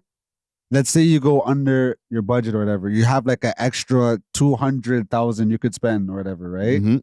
To like, okay, we don't want to go back to the board and say, hey, next time give us 200,000 less. So they might take that 200,000 and like put it here, put it there. Yeah. You know what I mean? To kind of keep the budget where it is. You know what I mean? Yeah. Yeah. Fair. Okay, but is it the source? Okay, it's the payola aspect that's illegal, not the source of their money. Exactly. It's the payola aspect and the reason for the payola, right? Like, you're basically just trying to boost your own bank account by paying us to boost your songs. But that's just like smart investment. Like, that's like, okay, I'll give you 250,000 and I'm gonna make $1 million off it. Yeah, but you shouldn't be able to pay $250,000 just for your song to blow up so that you can make It's $1 million. because the federal government owns the radio airwaves. FCC, That's what I was just thinking. Because You know what I was I gonna mean? say, if it's a private organization, like say someone wanted to pay We Love Hip Hop to like turn this song into like a big hit, as two private entities, that's not illegal. You It's know not what I'm saying? illegal. Yeah. So I guess the radio stations have laws that they have to abide by, which they're breaking pretty much. That's why academics and all these people could take money from labels to promote songs because it's not illegal. Yeah. But as soon as like a radio pundit does it, you're using federal airwaves to promote something. Like, it's because the people aren't like privy that this is a promotion, this is an ad or whatever. You know what I mean? So like, it's like deceptive. Exactly. Yeah. Okay, say you're DJ Envy, right? Let's say someone gives you money, a gift, and they're like, yo, man, just talk about my new artist's track, right? Is it illegal because DJ Envy works for a radio station which is governed by certain laws and stuff? Yeah, and he's not making it known that it's an advertising. Exactly. He just like, oh, I just happen to be talking about this guy. Oh, yeah, this shit is hot. Not knowing that somebody gave him a brown paper bag behind the scenes. Damn. So I guess, okay, interesting. Because I always imagine that these radio stations were private networks. They're like, they're owned by somebody. The radio, not by the government. The radio's the station, so like Hot 97, yes, that's owned by somebody. But the radio airwaves that they are utilizing is not owned by them. That's the government. Exactly. Yeah. Interesting. So it can get very sticky. And they're saying that partially why we're even getting to the point where people are wondering about a Radio RICO and all that, or even people opening their eyes to this RICO because it's been kind of buzzing behind the scenes, is because this Drake lawsuit kind of helped to open that up too. The conversations about litigations and what's going on with the industry for real and stuff like that. And now we're starting to see this. Maybe that's why people are looking into it, but I don't think those two things have anything to do with each other. I don't think they do, but because one thing is happening, now people are like, oh, there's a Radio RICO and we care about it too. I agree with that. You know what I'm saying? So who are some artists that if this RICO were to be, publicized, who do you think the artists would be that would be named on it? Like, are we talking Taylor Swift, Rihanna, like that echelon? I think every artist, because why would you invest in your idiots when you could just make your biggest artist even bigger? Yeah. Travis Scott, everybody whoever signed to a major label, the big three of the major labels, they're not going to be liable. It's going to be the labels themselves. But all of those artists are going to look, I guess, kind of bad because they've benefited from that. I was watching this video essay and then they had like this, I guess the big labels, they kind of had a scandal back in the day, a payola scandal, like 2005, 2006. And like DMX, what is it, Where the Hood At or whatever, they used to pay like thousands of people to call the radio stations, just to like request the song. So it seems like organic. But a lot of them were like pop artists, you know what I mean? Like Pink and them type of people. That's been a thing going on from time. Okay, how about this? Let's say I'm not affiliated with the label, right? And then I'm giving money to these people as like fans who say I'm a super fan, and I'm paying these random citizens to call in, right? That's not illegal. Is it only illegal if it directly is proven to be from the label? Because what if they outsource it to like some guy on the streets like, yo, You want to make $3,000 real quick? Call in right now every day for the next few days. But that's what they are doing. Yeah, that's what they do. That's how they're trying to circumvent that by saying, okay, I'm just paying people to just call in or whatever. Or, I'm going to give it to one guy to pay for people to call in. The record label or like the artist themselves is not going to each individual. They're just going to pay somebody who does the service to get all the people. Yeah. Okay, what if the artist does it? What if the artist pays fans to call in for their own music? It's even worse. It's that looks bad, but like, is that illegal? No, it's definitely illegal because the artist is signed to the label, so the artist is representative of the label. Yeah. What if it's an independent artist? Even on an independent label, it's illegal. You're boosting your sales or you're boosting your spins through inorganic means. But that's marketing expense. But it might not be illegal on the artist per se, but the radio accepting the bread, they're going to be held liable for sure. But how would the radio know who's calling genuinely versus who's being paid to call and advertise? You know what I'm saying? They don't have a way of knowing that. They have no way. Yeah.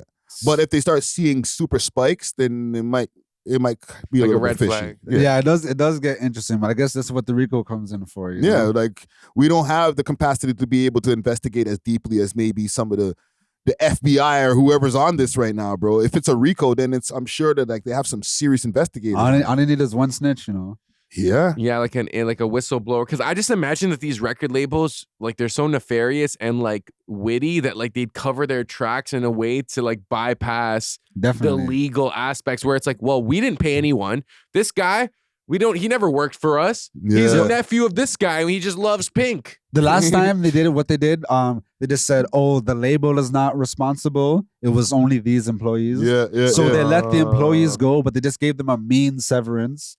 Because it's like, we knew what you were doing, but we kind of have to let you go to save face. So we're just going to pay you out neatly. You know what I mean? Whereas this RICO's kind of going for the entire like infrastructure, not just the individual. Yeah, it's gonna the major labels are gonna be in question, and like probably even though Rory's joking, iHeart's probably gonna be in there too, man. But last time they only had to pay out like $2 million to $5 million each, and then these labels are worth billions of dollars. So it's like, what repercussions are going to come from this? And they also have the lawyers to fight, right? Yeah. They have the money for the lawyers. Because I'm even imagining it in Canada. Like, let's say I see Shad, right? Say, there's a party. We're all chilling with Shad. We're like, yo, we have money, whatever. We're like, yo, Shad, we rock with what you're doing, fam. You're killing it on CBC, yo. Check out my new artist, this guy, yo. If you spin on 1-2 of his tracks, like, there's a lot more where this came from, but like you don't have to. You know what I'm saying? Like I feel like there's just so many ways to like circumvent the legal aspect. I feel like what if Shad's like, I actually like the song? I feel like as soon as you give him something and say, listen to it, he's guilty. Yeah, he's guilty.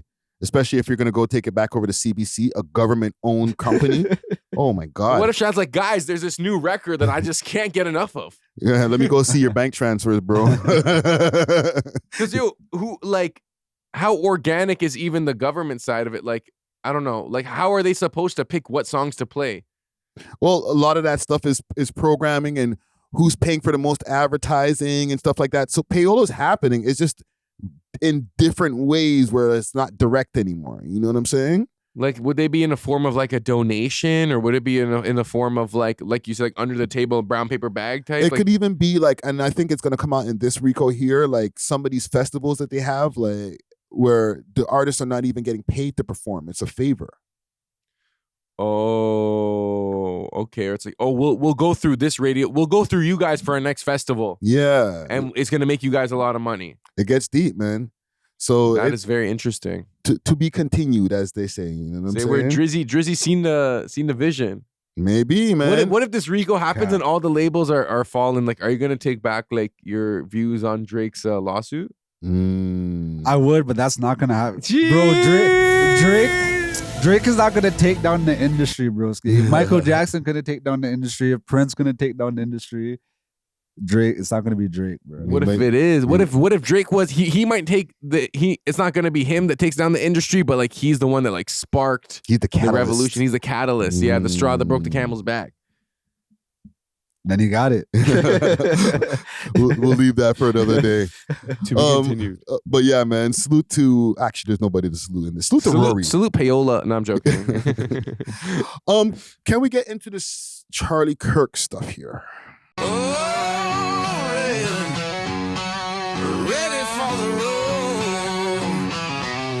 Roll Ready Detailing, now open 7 days a week from 8 to 5 p.m. 750 Oakdale Road, Unit 66, specializing in ceramic coating perpetual with warranty, PPF, tints, wraps, vinyl wraps, and hand car washes. Remember, we clean anything on wheels.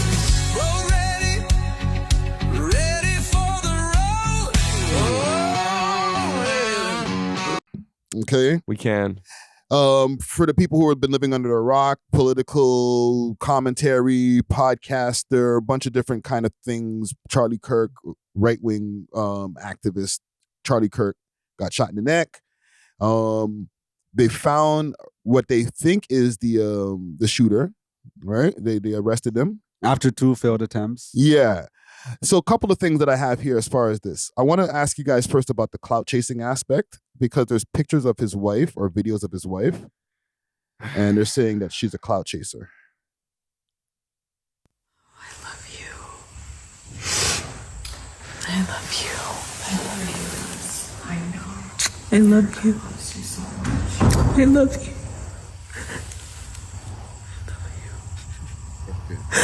God bless you.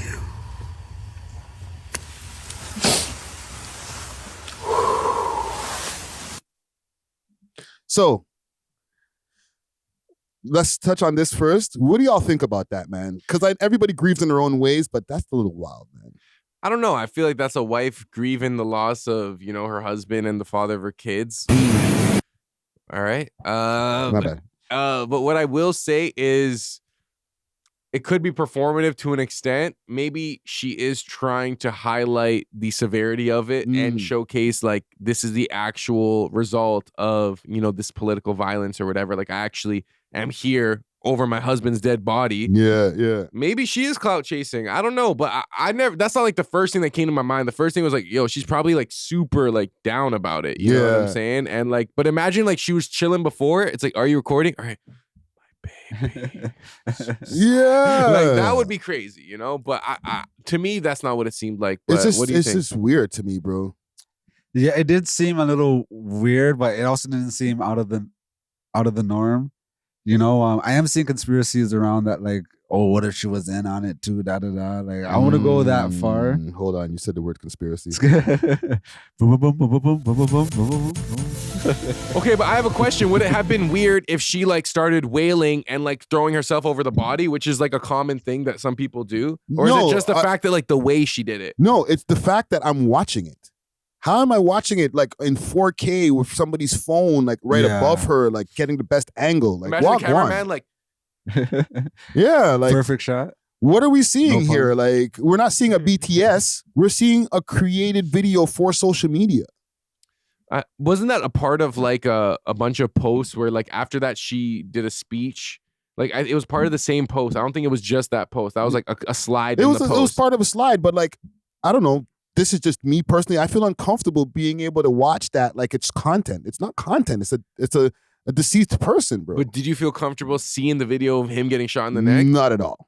That's what we're in that different era now where it's like everything is on the screen. Like obviously, I personally think it would have been better if like, you know, that we didn't see that body, you know what I'm saying, in the coffin and stuff. Like, I don't know. I personally think it's cool to keep those things private, especially those type of things. But, you know, his life was content. That guy had a podcast. Every day this guy was going to different schools, posting thousands of clips of him debating people. So it's like, I think what she has said is that she's trying to continue his mission and maybe, you know, carry on the content. Bro. She thinks, like, Charlie would have said this would have been good content. Like, you know, I don't know. They're saying that was your guy's MLK.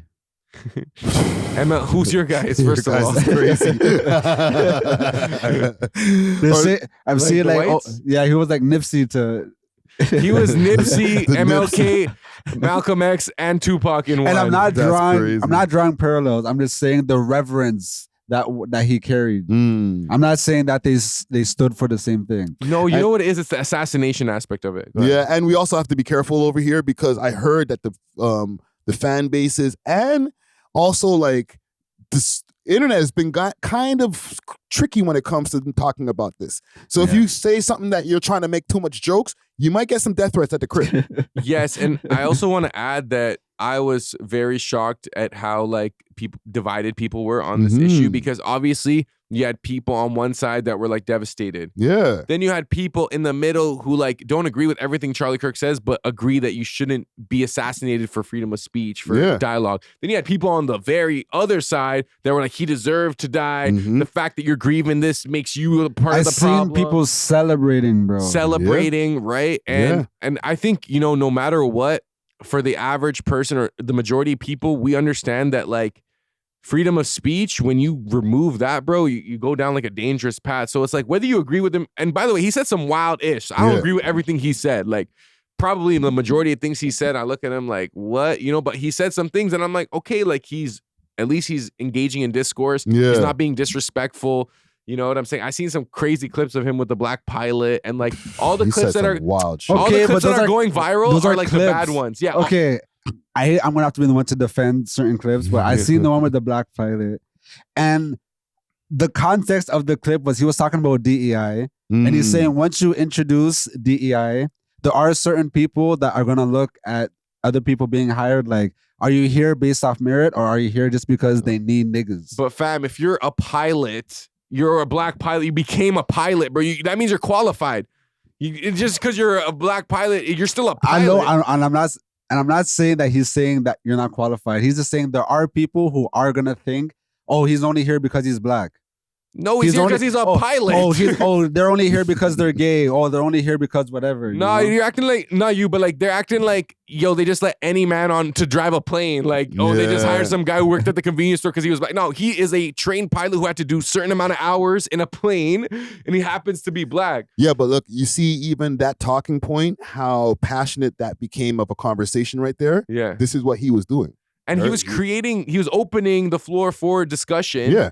And I think that was good. And, you know, he did have a lot of like black supporters like that, you know, because a lot of what he was saying was like, we need to fix the black family. That is like the number one issue is like fatherlessness in African-American communities, etc. You know? Another clip I seen going crazy was when he was like, oh, if my 12-year-old daughter got raped, I wouldn't let her get the abortion. You know, and then a lot of people were saying, oh, see, he's like an evil man, blah, blah, blah. But again, to add the context, he's super Christian, you know what I mean? Yeah. And the Christians, they don't rock with the abortion at all in any circumstance, you know what I mean? Yeah. So, and I'm not saying I agree with his views. I'm just saying when you take certain clips and you don't add context to it, it just sounds crazy. Yeah, but that's the culture that we're in. Okay, there's another thing I wanted to talk about around this Charlie Kirk shooting, right? There was a wrongful accusation. There was two people at first. Remember they had an old man at first? Yeah, I had to delete the post. Right? I don't even think I deleted mine. I think I archived it. I archived it. Oh, you archived it? I collabed with you, right? Yeah. Okay. That man wasn't him, but it was the name of a Canadian man.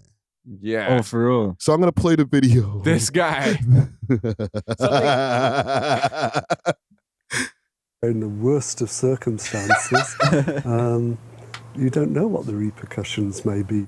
Since he's retired from a long banking career, Michael Mallinson's life has been filled with rowing, gardening, and as of Wednesday, being wrongly accused of murder. When conservative activist Charlie Kirk was shot and killed in broad daylight and a manhunt for the killer ensued, people on social media did what they do best, sharing their theories, whether true or not. I woke up from having a nap. We'd had a very busy day yesterday. She's having a nap. And we received a phone call from my youngest daughter, Zandra, and she was telling me in a bit of a panicked way that I had to delete all my social media accounts. Crazy. This happened after a video was uploaded of a man who was briefly detained at the shooting scene. Look just like Michael's only crime was bearing a slight resemblance to him. Suddenly, people were sharing Mallinson's photo on social media, identifying him as a Democrat from Utah who shot Kirk. I hadn't heard of the shooting, and I've never heard of Charlie Kirk, so feels so bad for this shock guy. And horror. It appears the now-deleted post originated from a fake Fox News affiliate account and spread like wildfire from there. So there's almost a playbook at this point when there's a really big, shocking news event that happens. Craig Silverman researches online rumors and fake news. People have an opportunity. Okay, we got the clip. His accent, the whole episode. His accent made me feel even worse for him. He's like, it was the worst of circumstances. But isn't it interesting how, like, whenever you see Canadian clips, you rarely hear like a Canadian accent? Yeah, this guy sounds super British. He definitely is. But he might be one of those like Frasier types where they're just so aristocratic that they sound British. You know what I'm Nah, saying? like he's probably been here for many years, but grew up in the UK. Yeah. But I felt so, I don't know, like the way, like the speed of his speech where it's so slow in the British accent. And there's a clip of him gardening. Like I feel so bad for him because like I definitely posted him. Yeah. But I only posted the video of him being dragged. No, I did put, there was a picture. But look at his too, I think. lifestyle. I don't think his life changed that much by, you know what I mean? If anything, got a little cloudy. No. He got death threats and stuff like that. I didn't play the whole thing, and there's other news reports, but he was getting death threats. He was getting a lot of phone calls and stuff like that. People were upset, bro. I can imagine like, I'm sorry, you've got the wrong person. I've never been to you, so. No, facts. Yeah, because even on another news report I was watching, there was like, so what were you doing when Charlie Kirk was getting shot? He was like, I was driving back from getting my groceries. And I was like, bro. Just another regular day, really. But a pig, that. Oh my goodness. But okay, so they've identified who the actual shooter is, right? Yes. And who is this guy? It's like they said he comes from a conservative family. He's like 22 years old. Yeah, but they said that other things were happening where he was changing and he was starting to get into the LG community and all. And he had a types of stuff. trans trans roommate. Yeah. So you don't think, because what I've been hearing from a lot of people, and obviously everyone's speculating, but wouldn't you say that the marksmanship of the actual shot would determine that this was maybe a military trained individual in terms of the precision, or could it have just been anyone? That's what I thought. That was a shot and a half, bro. Like that was and nobody crazy. else got hit. Yeah. Like yo, he was hard scoping, red dot, everything. You know, so it was like, is this another scapegoat? No, because a lot of people have been saying, because we've seen there's so much footage on this, right? There's people are saying that the technology of firearms these days, you don't even have to be a military trained person. Like some of these things have scopes that, you know, it does everything itself. So it's like a novice can get a shot off like 200 feet type shit. So do you think this was an individual act, or would this alleged shooter be part of a bigger operation to assassinate Charlie Kirk? I think it's too soon to tell, and I don't even think that we're equipped enough to even be able to, like, we can speculate, right? But however they're going to want to spin it is what is going to be done in the end of the day. You know what I'm saying? They have him in custody. They're going to just pull up whatever they want to let us see from what they found, and then we can make our conclusion from there. So what do you guys think, though, personally? Okay, regardless if it was a personal or like an intelligence agency behind it, I think it was an agency behind it. I do too. If you look at where it happened and how it happened, someone was trying to send a message. Yeah. You know what I mean? Like, I feel like if they just wanted to get him, they could have like poisoned him. They could have got him low key, got him out of here. But they wanted it to be a spectacle, and they wanted the world to see this. The virality of it is almost unprecedented. Like, how many times have we seen like viral assassinations of public figures like that? Like where it's like we have hundreds of angles. Yeah, you know? yeah, in 4K. Okay, I got one more thing on this. I just want to put, because we are a hip hop podcast, so we got to play the hip hop part of it. Tom MacDonald. Tired of the hatred and the narratives, the patriot. Okay. This guy sounds like Young Thug when he's talking to Baby on that track. Oh, man. Man, pick up the phone. You know, it's fine. Man, pick up the phone. But yeah, that was... Okay, I'm not going to say that was lame. You could say it's lame, fam. No, Tom MacDonald is known as lame. I was going to say that, but I think like when Nipsey passed, when our man's passed, there's pure MLK tribute tracks. You know what I mean? True. Yeah, but like, I have a dream that one day we're gonna work it out. You know what I mean? True. No, do you remember when Michael Jackson died and Chris Brown was like, "It's better on the other side"? Like it was actually a bop. Like, yeah, you know? no, you're all right. They'll have to have their own white guy representation of who's gonna rap for us or make a tribute song. At least make it a bop, bro. Like I don't know. It's This a is bop like for the whites. It wasn't. I was just pretending to vibe. you're a bad judgment of bops for the whites, bro. I just want to mention one thing though, because a lot of people who might be watching it from America are like, "Yo, what's up?" He Canadian, fam. He's from Victoria, BC. Mr. Patriot Tom MacDonald. I don't think we should claim it like that crazy. I mean, but he's doing his thing. I guess he has an audience. Like he's the third biggest rapper in Canada.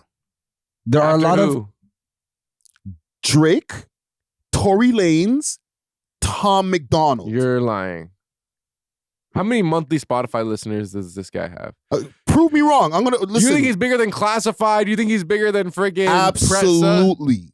Look, well, first of all, let's go to the video here. Bigger than Belly? Look how many views it has in 3 days. That's 6 million views, broski.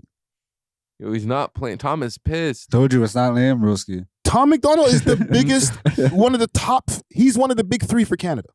Bro, are you serious right now? I'm serious as a heart attack, bro. Did you know Tom MacDonald was the 3rd most popular rapper I didn't in the know country? there was a Tom MacDonald until now. 1 point what? 1.8 million monthly listeners. There has to be another rapper better than him, or like have more Maybe numbers. there's better ones. Bigger? No. That's crazy. Victoria, BC. Okay, are we doing posthumous artists too, like Sidhu Moosewala? Okay, well maybe Sidhu might have been bigger than him. Sidhu might be second, bro. Maybe. But low key, because people don't consider him Canadian. He's in America all the time, bro. He lives in LA. He does songs with Ben Shapiro and shit like that. Like, yeah, he had to do a track on this. Yeah, he's an American patriot. However, he is from Victoria, British Columbia. A lot of Canadians do feel the same way as like conservative Americans in the sense of like immigration and sticking to core values. Yeah. Yo, it's to the point he don't even like Canada. I think he has like anti-Canadian songs or sentiment, at least in some of his bars. Oh my goodness. Can you just do one thing? Can you search Classified? Nah, this guy's intrigued. I'm shocked. I am shocked. This is our 3rd most popular rapper. He's big 3. Big old MacDonald, broski. Classified, 327,000 monthly listeners. That's like Tom MacDonald is trumping him 3 times over. That's like 4 He has Classifieds. 1 million more listeners, basically. Yes. Tom MacDonald had a farm.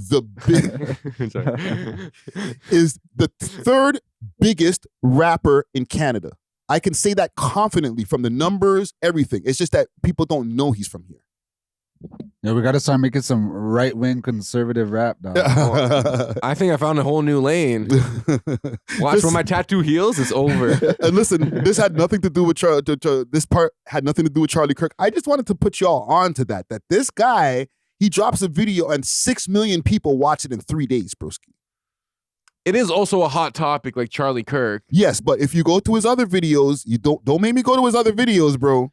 No. He has 5 million subscribers. You know what's crazy? He probably has a crazy overlap with the Charlie Kirk supporters. So it's like the Charlie Kirk supporters, this was on their front page. Like, oh my God, Tom did a song. They don't even call him Tom MacDonald. Yeah. They call him Tom. Yeah. They probably do. Yeah. Your boy. I don't know if he likes me, man. We've anytime we've spoken about him, I don't think we've hated on him, but we've never been like, yo, he's the best. We've just been like intrigued by his existence. You know what I'm saying? Congratulations to him for being the 3rd most popular rapper in Canada. Big 3. Okay, I got a couple more topics here and then we could touch the road here. Max B might be coming home in October or November, and I'm going to play a clip of this quick fast, but this is not really a Max B story, okay? This is courtesy of Remo, salute to Remo. Breaking news, Max B and Friends official welcome home event in Connecticut will take place in Thanksgiving weekend. Date and location will be announced on Friday. So, okay, and you can Zelle them, Cash App them, all that type of shit. My question to you guys is, how do older rappers adjust to the new age? Because the clips have done it.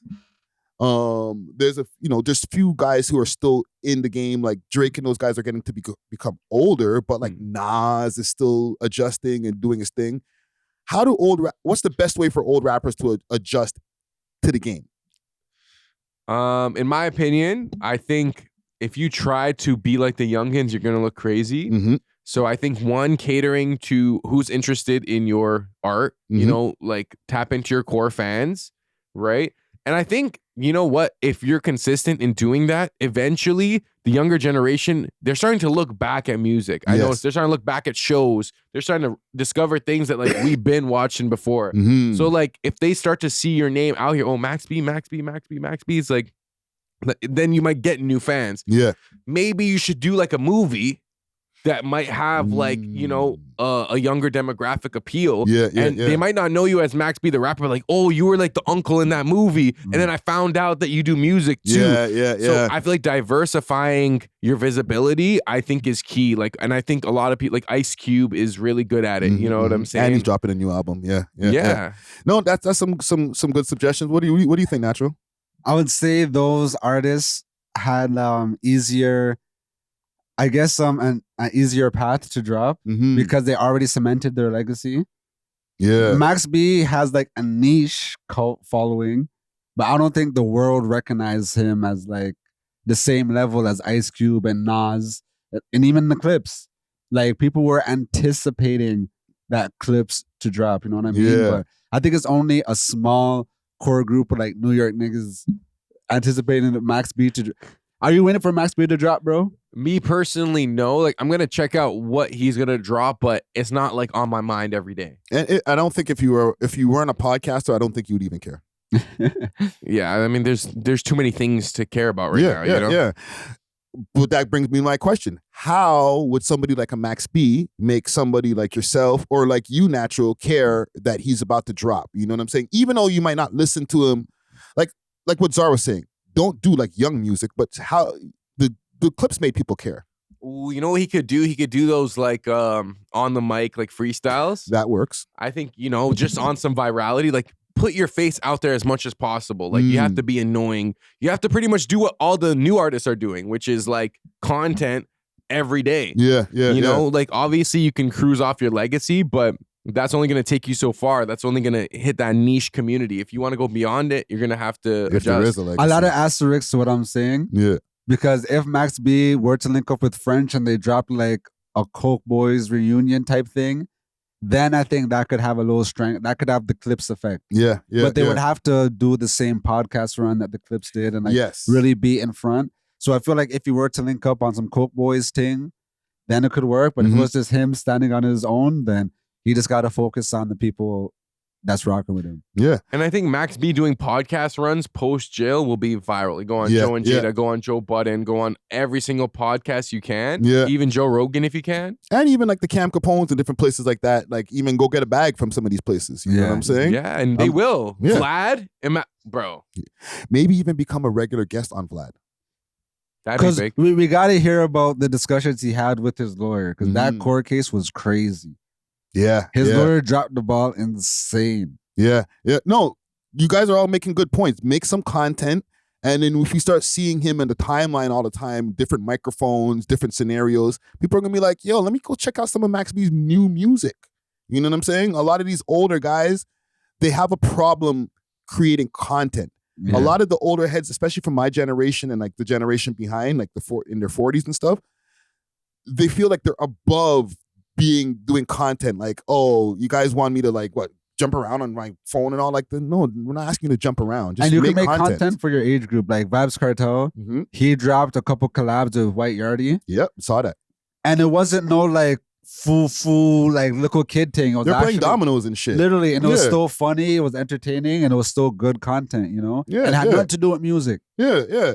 And Vibes has, you know, he has his little share of TikTok dance here and there too. That I think his girl makes him do. You know what I'm saying? But he's out there. And you know what it is? I think with your generation too, it's like when they do make content, it's just like visually it doesn't fit the aesthetic that like maybe the younger eye is used to, and then it discourages them from freaking like dropping. They're like, man, there's no point in doing that ish. And it's like, bro, you release a trash video, like don't expect that to go viral. You know what I'm saying? Like the edits are like bad and like no captions or bad whatever. Android phone. Yeah, exactly. And certain mans is just over. Like a man like Benzino, I wouldn't expect him to like. It doesn't matter what you do, you're not gonna get the youth. Bro. Yeah. But Benzino right now, his lane is podcasts. Yeah, I'm entertained when I watch him on a podcast. Yeah, he's as a guest though, not as a host, but like as a guest. Yeah, and then we have the people who are becoming good hosts, like Joda, Jay and Fat Joe. You could call them Joda. Yeah, basically, right? Yeah. Fat Joe and Jada Kiss, and there's obviously Joe Button, and there's new people. I think Matt Bleak has his own podcast now, so you know we find ways of transitioning and still dropping some music when we want to, right? Let's salute to Max B. You know what I mean? Welcome home soon. I'll be looking forward to it at least. Last thing I got on my list here.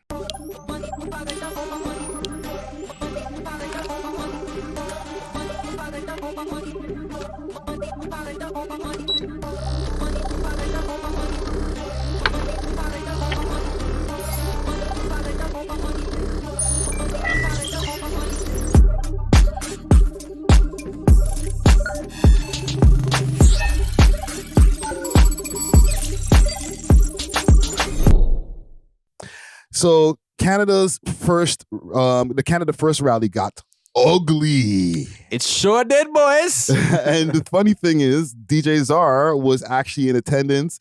Vlog coming soon. Right? Yes. Crazy. So I'm going to play just a little bit of some of the things that were happening there. Okay, just to give you guys some context of the Canada, the rally. So basically, that was a rally, and you can help me out with this, Czar. Actually, let me know what the rally is. You break it down. Well, this is what I knew about it. There's a guy, he goes by Puck Daddy 93. Puck Daddy's crazy. I'm just calling Puck, all right? Because I'm not calling him Puck Daddy. But, you know, I think he is considered a right-wing guy that, you know, has his own issues about mass migration in Canada. Okay.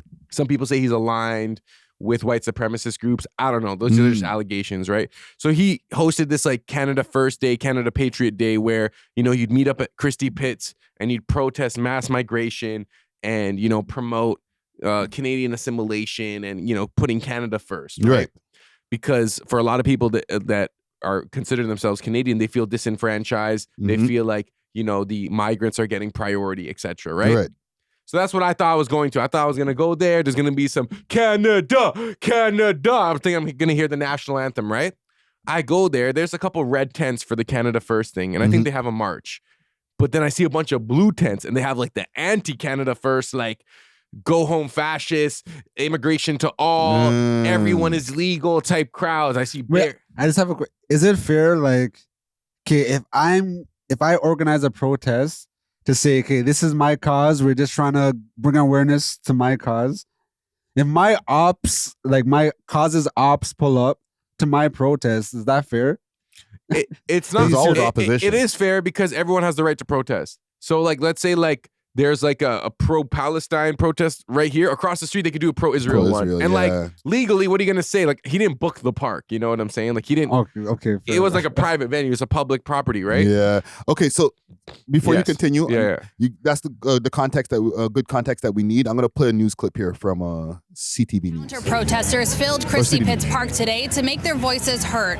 The divide over immigration and identity played out loudly, with both sides refusing to back down. Yo, you might see me, Aaron. Did you see this guy? Gathered, carrying signs and chanting, with tensions on both sides.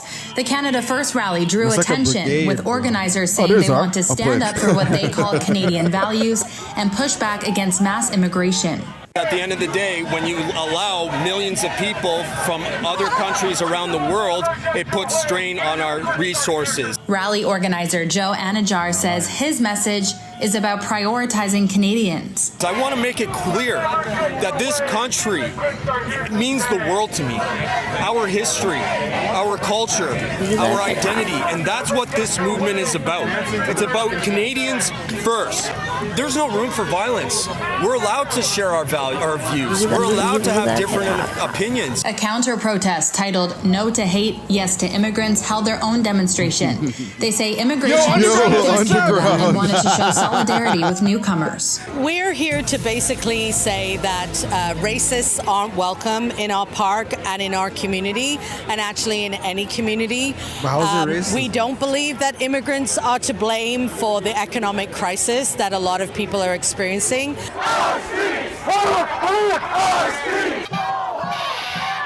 The rally saw a heavy presence from Toronto police, including crowd safety control and mounted units. Councillor for the area, Diane Sachs, denounced the rally and said she believes the location was chosen deliberately, given the park has a storied history. Christie Pitts is the site. Okay. So it got ugly. But how could they say, oh, you guys chose the wrong location, that's why we pulled up on you and did our own protest?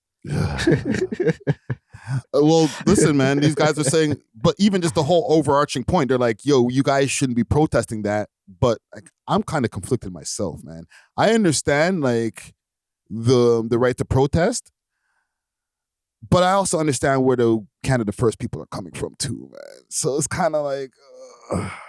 Let me tell you something, bro. As someone who was interacting with both sides, Just say your experience. my experience there, bro. I'm talking to everyone. You know what I'm saying? So I'm talking to the Canada First people. They're saying the same things that, like, honestly, we talk about all the time. Yeah, we're all immigrants or products of immigration. We just want when people come here to abide by the Canadian values. You know what I'm saying?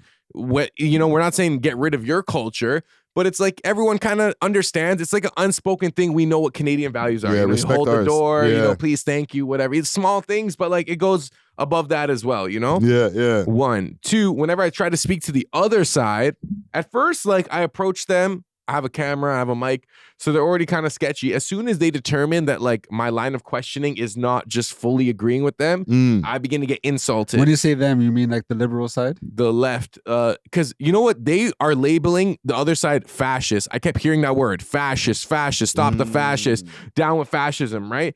These guys don't know what real fascism is. Like, all of us at the end of the day are in the West. We're in a privileged position compared to the rest of the world. Even the people on the far left are benefiting from being in Canada. We often hear the argument about, it's on Indigenous land. I was about to bring that. Okay, I'll be on the same side, so I'll go on the other side for the argument. Yeah. They're saying Canada first, but even that, they weren't even out here first.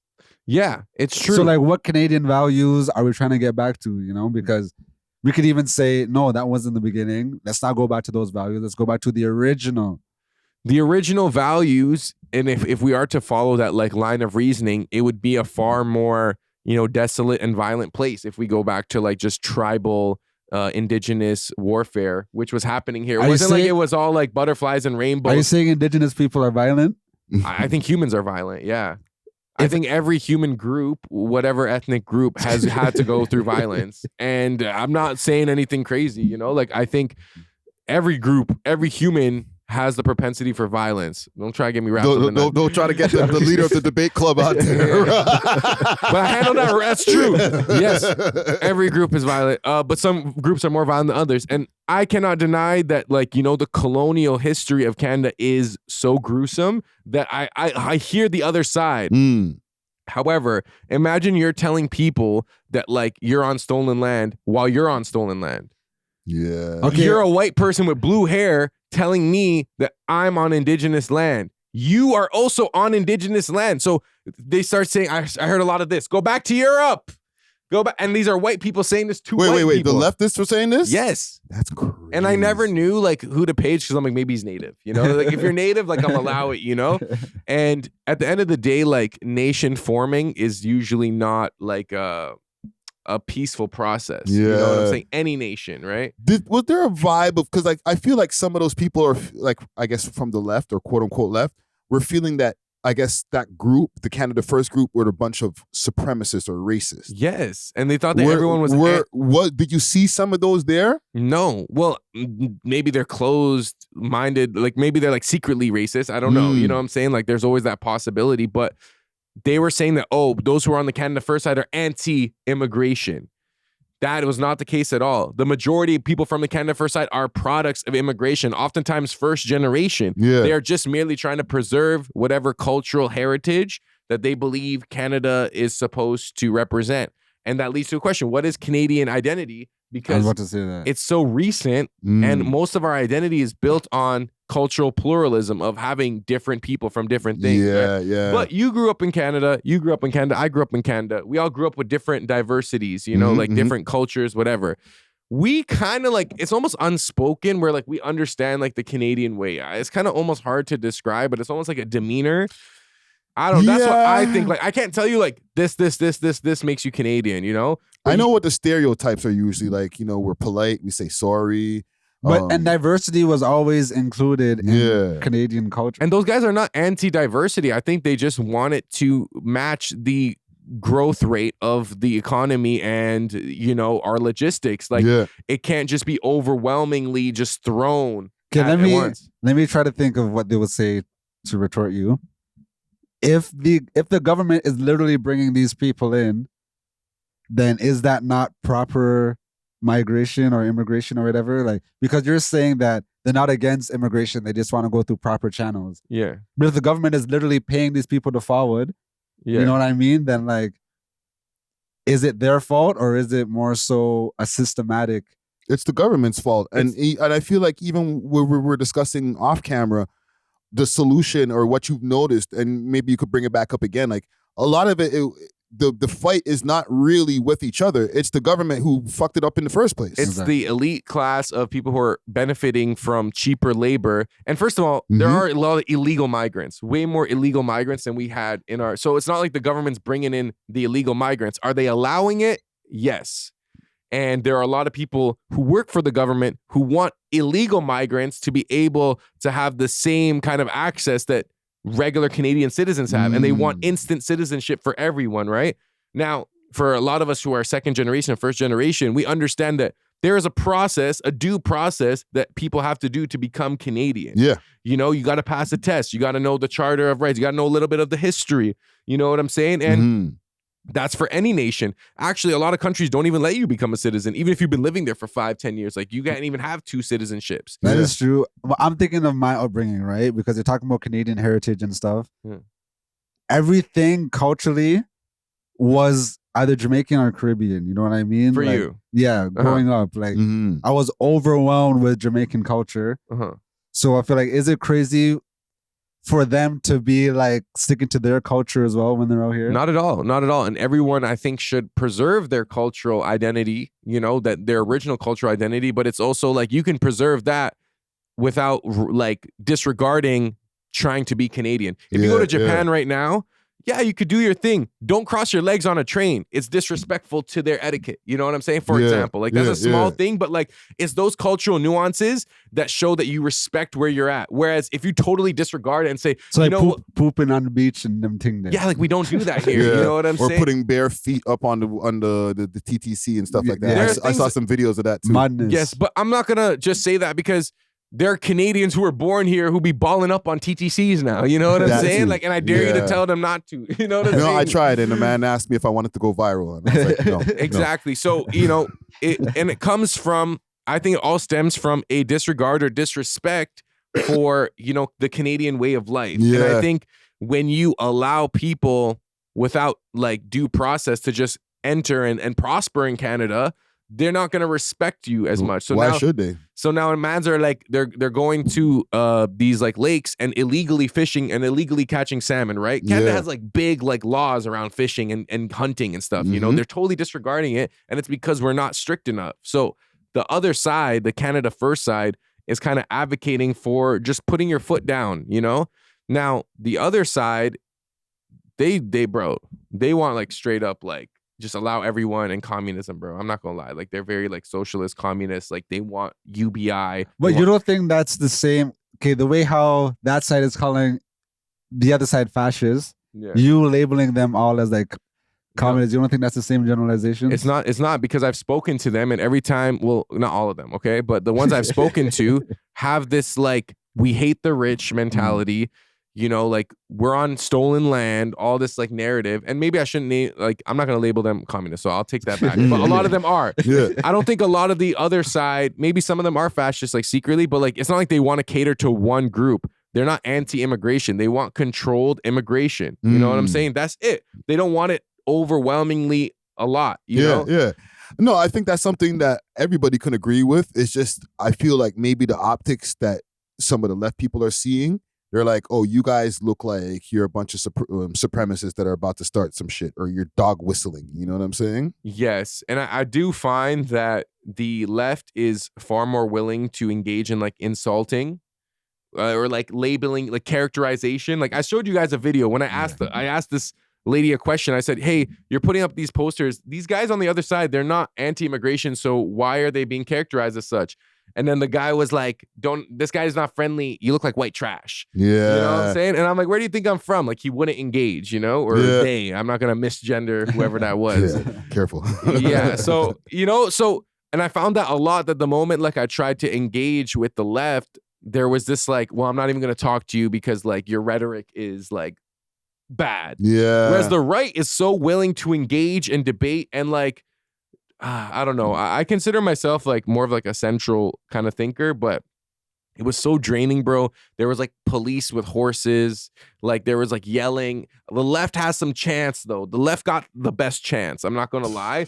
They are good at like starting a chant. You say one thing a couple times, everyone is yelling it. The right, they were struggling with the chants. I'm not gonna lie. They tried doing "Oh Canada," it was like offbeat. You know, like man, them aren't like aligned with like the timing of the song. They need to get some trans people or some drag queens in there to help with the They music, need like man. a DJ or something, bro. I don't know, but to reel it back in, I thought that it made me lose hope in Canada. I feel like Canada's a done cause. That's crazy. It did, bro. And I think I know exactly where we're headed now, to be honest. Okay, last thing. Yeah, tell us where we're heading before we get off of this, because you're making me sad, bro. We are headed towards whatever we're doing now in terms of the mass migration and stuff. They're going to say they're lessening it and stuff. But what they want is they want to overwhelm the system to the point where, you know, people are going to struggle finding jobs, eating food, whatever. Then there's going to be, it's called net zero. So it's going to be like, you're not going to own a car. You're not going to, there's going to be like environmental restrictions on your mobility. Like how much is your carbon footprint and stuff. There's just going to be increased control and like, just like everyone's going to be lower class. Ugh. And then we are being divided right now on like the basis of political ideology. But like someone made a point to me that day, it's like, it's the corporations that are benefiting from cheaper labor, incentivized. The government is paying these guys to hire these new migrants for cheaper rates than hiring local labor. So imagine you had a grandfather that fought for this country, and then a refugee comes in and is making $80K a year off just being a refugee. I did see something, basically by like 2030 something, I guess the World Organization, they kind of wanted Canada to be around like 80 million people, like population wise. Like 100 or something. Yeah. And right like now that. we're at like almost 40. Yeah, exactly. And like before the vid, we're only at like 20.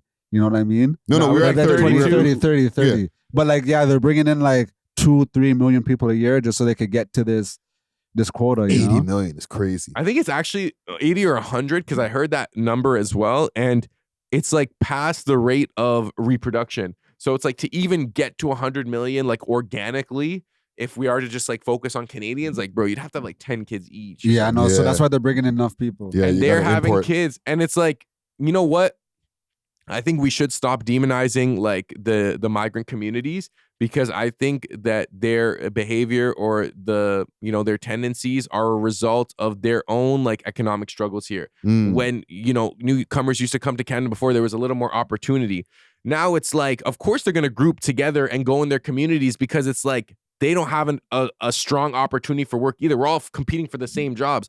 You look at these Indeed posts, thousands of job applicants. Sing, Karo, sing, Karo, sing, Karo, sing, Karo. Robertson, sing, Karo, sing, Karo, sing, Karo. Muhammad, sing, Karo. And it's like, it's overwhelming the system, you know? So I think this is like planned. And I think, Canada is not working for its own interests. It's working for the World Economic Forum. And I think that, by 2035 or 2040 or something like that, like we may see an actual like new world order. No cap. Okay. Where that sound? I got you. But yo, That's heavy. God bless everyone from that day yesterday when I went to that protest, like from both the right and the left, who engaged with me and like actually, had discourse with me, because like I ended up having conversations with those from the left. Yeah. And I was like, yo, like I appreciate you even like sharing your views and like clearing my misconceptions. Yeah. I'm not like one side or another. It's like I'm trying to hear both sides and have a discussion, and then whatever is more rational or makes sense or aligns with my values, that's what I'll adopt. Yeah. Well, listen, man. Salute to Canada. Hopefully, make Canada great again. What's that supposed to mean, Friday? What you mean by that? But yeah, man. You made me sad, bro. Bro, it made me sad too, bro. Until I seen a bucket dancing in a Blue Jays jersey, and I was like, it's not so bad. Like there is something about Canadians that's like funny, and it's in a good way. Where it's like even when it's like everything sucks and it's like depressing and stuff, like we'll find a way to party and like have a good time, or like make a joke, or like like some like self-sabotaging joke, like what are you doing? Like living the dream, bud. Like like something like that. At least we still got the weather. Yeah, those little phrases keep us from. Oh man. Well, let's wrap it up for the day, man. Hopefully we can bring this people's spirits up with some music here, man. We Thanks love for hip watching. hop. If you enjoyed this video, please make sure to check out these other videos on the screen and make sure to like and subscribe. We love hip hop.